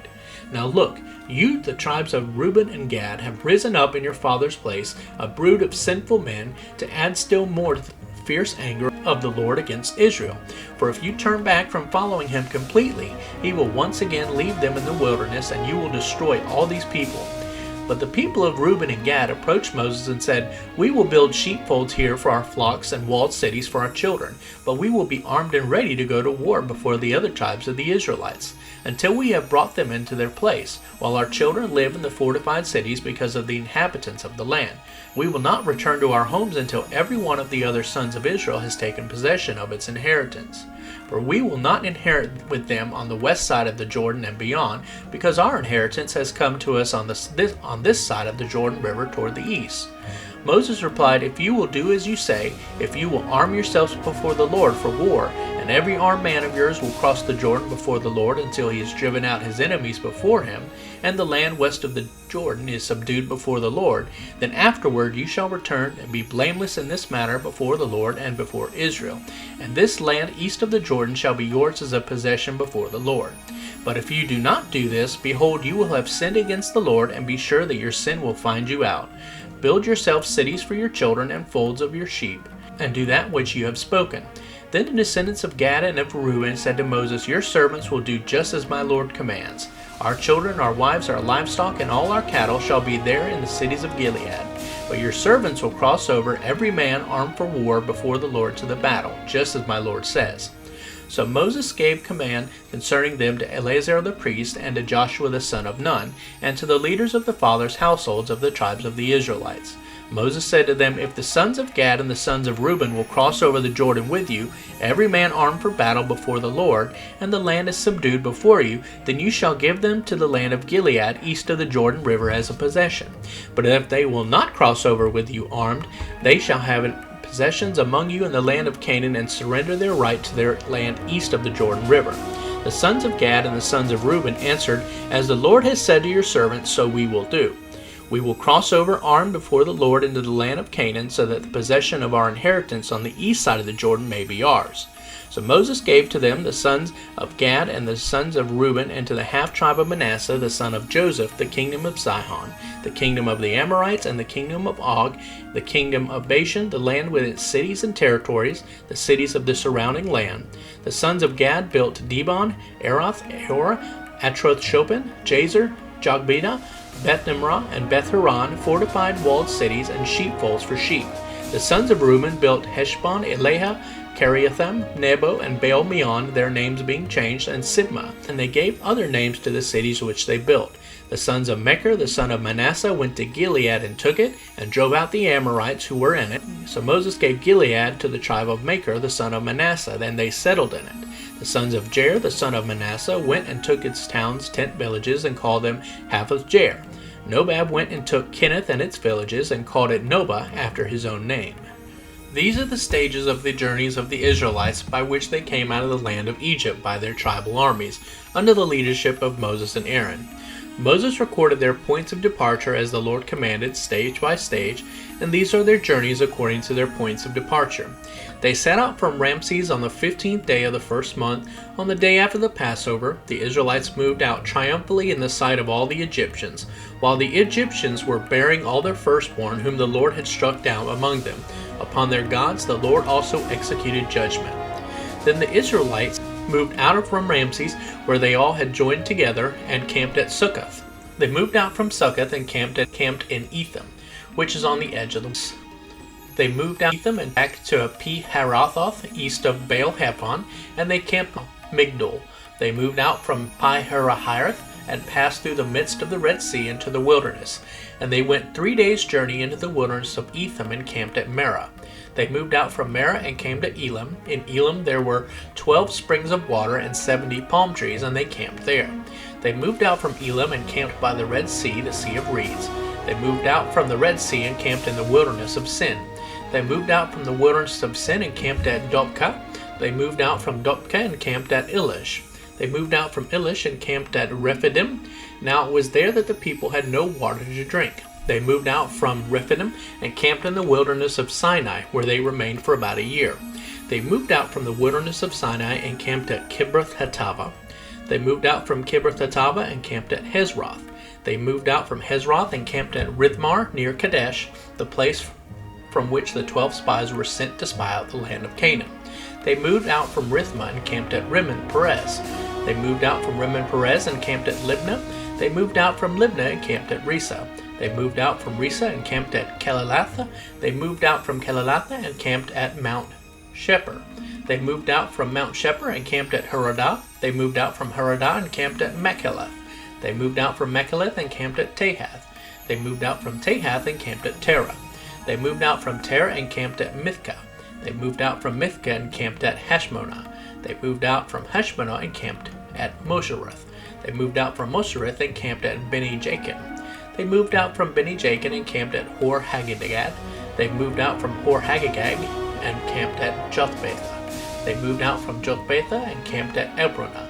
They moved out from Ebronah and camped at Ezion-Geber, the Elath on the Gulf of Aqaba. They moved out from Ezion-Geber and camped in the wilderness of Zin, which is Kadesh. They moved out from Kadesh and camped at Mount Hor, on the edge of the land of Edom. Aaron the priest went up on Mount Hor at the command of the Lord and died there in the 14th year after the Israelites came out of the land of Egypt, on the first day of the 5th month. Aaron was 123 years old when he died on Mount Hor. The Canaanite king of Arad, who lived in the Negev, the south country in the land of Canaan, heard that the sons of Israel were coming. They moved out from Mount Hor and camped at Zalmunna. They moved out from Zalmunna and camped in Punan. They moved out from Punan and camped at Oboth. They moved out from Oboth and camped at Ir-Barim on the border of Moab. They moved out from Ir-Barim and camped at Dibon-Gad. They moved out from Dibon-Gad and camped at Almon-Diathelm. They moved out from Almon-Diathelm and camped in the mountains of Abarim before Mount Nebo. They moved out from the mountains of Abarim and camped in the plains of Moab by the Jordan across from Jericho, their last stop on the journey to Canaan. They camped by the Jordan from Beth Jemishah as far as Abel Shittim in the plains of Moab. Then the Lord spoke to Moses in the plains of Moab by the Jordan across from Jericho, saying, Say to the children of Israel, when you cross the Jordan into the land of Canaan, then you shall drive out all the inhabitants of the land before you, and destroy all their sculpted images, and destroy all their cast idols, and completely eliminate all their idolatrous high places. And you shall take possession of the land and live in it, for I have given the land to you to possess. You shall inherit the land by by lot according to your families. To the large tribe you shall give a larger inheritance, and to the small tribe you shall give a smaller inheritance. Wherever the lot falls to any man, that shall be the location of his inheritance. According to the tribes of your fathers' ancestors you shall inherit. But if you do not drive out the inhabitants of the land from before you, then those you let remain of them will be like pricks in your eyes and like thorns in your sides, and they will attack you in the land in which you live. And as I, the Lord, plan to do to them, so I will do to you. Then the Lord spoke to Moses, saying, Command the Israelites, when you enter the land of Canaan, this is the land that shall be yours as an inheritance, the land of Canaan according to its boundaries. Your southern region shall be from the wilderness of Zin along the side of Edom, and your southern boundary from the end of the salt Dead Sea eastward. Your boundary shall turn from the south to the ascent of Akrabim, and continue on to Zin, and its limit shall be south Kadesh Barnea. Then it shall go to Hazar Adar, pass on to Asman. Then the boundary shall turn from Asman to the brook of Egypt, Wadi el-Arish, and its limit shall be at the Mediterranean Sea. As the western boundary you shall have the great Mediterranean Sea and its coastline. This shall be your western boundary. And this shall be your north boundary. The great Mediterranean Sea mark out your boundary like the Mount Hor. From Mount Hor you shall mark out your boundary at the entrance of Hamath, and the limit of the border shall be at Zeded. And then the northern boundary shall go on to Ziphron, and its limit shall be at Hazar Enan. This shall be your northern boundary. You shall mark out your eastern boundary from Hazar Enan to Shechem. The eastern boundary shall go down from Shechem to Riblah on the east side of Ain, and shall descend and reach to the slope on the east of the Sea of Chereth, the Sea of Galilee. And the eastern boundary shall go down to the Jordan River, and its limit shall be at the salt Dead Sea. This shall be your land according to its boundaries all around. So Moses commanded the Israelites, saying, This is the land you are to inherit by lot, which the Lord has commanded to be given to the 9 tribes and the half-tribe of Manasseh. For the tribe of the sons of Reuben and the tribe of the sons of Gad have received their inheritance by their fathers' households, and the half-tribe of Manasseh have received their possession. The 2.5 tribes have received their inheritance across the Jordan River opposite Jericho, eastward toward the sunrise. Then the Lord spoke to Moses, saying, These are the names of the men who shall divide the land among you as an inheritance. Eleazar the priest and Joshua the son of Nun. You shall take 1 leader from every tribe to divide the land for the inheritance. These are the names of the men. From the tribe of Judah, Caleb the son of Jephuah. From the tribe of the sons of Simeon, Samuel the son of Ammihud. From the tribe of Benjamin, Elideh the son of Chislon. From the tribe of the sons of Dan, a leader, Buki the son of Jogli. Of the sons of Joseph, from the tribe of the sons of Manasseh, a leader, Haniel the son of Ephod. From the tribe of the sons of Ephraim, a leader, Kemuel the son of Shiphtah. From the tribe of the sons of Zebulun, a leader, Elishaphan the son of Parnak. From the tribe of the sons of Issachar, a leader, Paltiel the son of Azan. From the tribe of the sons of Asher, a leader, Ahudud the son of Shalomi. From the tribe of the sons of Naphtali, a leader, Padelah the son of Ammihud. These are the 12 men whom the Lord commanded to work with Joshua and Eleazar to divide the inheritance to the sons of Israel in the land of Canaan. Then the Lord spoke to Moses in the plains of Moab by the Jordan across from Jericho, saying, Command the Israelites to give to the Levites cities to live in from the inheritance of their possession, and you shall give to the Levites pasture lands around the cities. The cities shall be theirs to live in, and their pasture lands shall be for their cattle, and for their herds, and for all their livestock. The pasture lands around the cities which you shall give to the Levites shall reach from the wall of the city and outward 1,000 cubits, 1,500 feet around. You shall also measure outside the city on the east, south, west, and north sides 2,000 cubits, 3,000 feet, with the city in the center. This shall belong to the Levites as pasture lands for the cities. Among the cities which you give to the Levites shall be the 6 cities of refuge, which you shall provide for the one who commits manslaughter to flee to, and in addition to them you shall give 42 cities to the Levites. So you shall give to the Levites 48 cities in all, together with their pasture lands. As for the cities which you shall give from the possession of the Israelites, from the larger tribes you shall take many, and from the smaller tribes few. Each tribe shall give at least some of its cities to the Levites in proportion to the size of its inheritance which it possesses. Then the Lord spoke to Moses, saying, Tell the Israelites, when you cross the Jordan River into the land of Canaan, then you shall select for yourselves cities to be cities of refuge, so that the one who kills any person unintentionally may escape there. The city shall be to you as a refuge from the avenger, so that the one who has caused the death of another will not be killed until he has a fair trial before the congregation.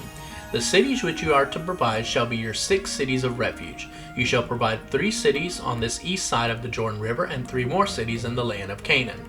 They are to be the cities of refuge. These 6 cities shall be a refuge for the Israelites and for the stranger and the resident alien among them, so that anyone who kills a person unintentionally may escape there. But if he struck his victim down intentionally with an iron object so that he died, he is a murderer. The murderer shall certainly be put to death.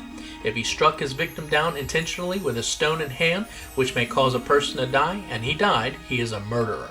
The murderer shall certainly be put to death. Or if he struck his victim down intentionally with a wooden object in hand, which may cause a person to die, and he died, he is a murderer, and the murderer shall certainly be put to death. The blood avenger shall himself put the murderer to death. He shall put him to death when he meets him. But if he pushed his victim out of hatred, or threw something at him with malicious intent, and he died, or if in enmity he struck the victim down with his hand and he died, the one that struck the victim shall certainly be put to death. He is a murderer. The blood avenger shall put the murderer to death when he meets him. But if he pushed the victim suddenly, not enmity, or threw anything at him without malicious intent, or without seeing him hit him accidentally with a stone object that could kill him, and he died, the offender was not his enemy, nor intending to harm him. Then the congregation shall judge between the offender and the blood avenger according to these ordinances. The congregation shall rescue the offender from the hand of the blood avenger and return him to his city of refuge, the place to which he had escaped, and he shall live there until the death of the high priest who had anointed with the sacred oil. But if at any time the one guilty of manslaughter comes outside the border of his city of refuge to which he fled, and the blood avenger finds him outside the border of his city of refuge and kills the offender, the blood avenger will not be guilty of murder, because the offender should have remained in his city of refuge until the death of the high priest. But after the high priest's death, the offender shall return to the land of his possession. These things shall be a statute for you throughout your generations, wherever you may be. If anyone kills a person intentionally, the murderer shall be put to death on the testimony of 2 or more witnesses. But no one shall be put to death on the testimony of only 1 witness. Moreover, you shall not accept a ransom in exchange for the life of a murderer guilty and sentenced to death, but he shall certainly be put to death. You shall not accept a ransom for him who has escaped to his city of refuge, so that he may return to live in his own land before the death of the high priest. So shall you not pollute and defile the land in which you live, for the shedding of innocent blood pollutes and defiles the land. No atonement, expiation can be made for the land for the innocent blood shed in it, except by the blood execution of him who shed it. You shall not defile the land in which you live, in the midst of which I live, for I, the Lord, live among the people of Israel. The leaders of the fathers' households of the family of the sons of Gilead, the son of Merchar, the son of Manasseh, of the families of the sons of Joseph, approached and spoke before Moses and before the leaders, the heads of their fathers' households of the Israelites. And they said, The Lord commanded my lord Moses to give the land by lot to the sons of Israel as an inheritance. My lord was commanded by the Lord to give the inheritance of Zelophehad our brother to his daughters. But if the daughters marry any of the men from any of the other tribes of Israel, then their inheritance will be taken away from that of our fathers' tribal ancestors, and will be added to the inheritance of the tribe to which they belong. So it will be taken away from our allotted inheritance. When the year of Jubilee of the Israelites comes, then their inheritance will be added permanently to that of the tribe to which they belong. So their inheritance will be taken away from that of the tribe of our fathers' tribal ancestors. Then Moses commanded the Israelites in accordance with the word of the Lord, saying, The statement of the tribe of the sons of Joseph is correct. This is what the Lord commands regarding the daughters of Zelophehad. Let them marry whom they wish, only they must marry within the family of the tribe of their father. So no inheritance of the Israelites shall be transferred from tribe to tribe, for every one of the Israelites shall hold to the inheritance of the tribe of his fathers' tribal ancestors. Every daughter who possesses an inheritance of land in any one of the tribes of the Israelites shall marry only a man whose family is in her father's tribe, so that the Israelites may each possess the inheritance of his father's tribal ancestors. So no inheritance shall be transferred from one tribe to another, but each of the tribes of the Israelites shall hold to its own inheritance. The daughters of Zelophehad did as the Lord commanded Moses. For Mahlah, Tirzah, Hoglah, Milcah, and Noah, the daughters of Zelophehad, were married to sons of their father's brothers. They married into the families of the descendants of Manasseh, the son of Joseph, and their inheritance remained in the tribe of the family of their father. These are the commandments and the ordinances, judgments, which the Lord commanded through Moses to the sons of Israel in the plains of Moab by the Jordan across from Jericho.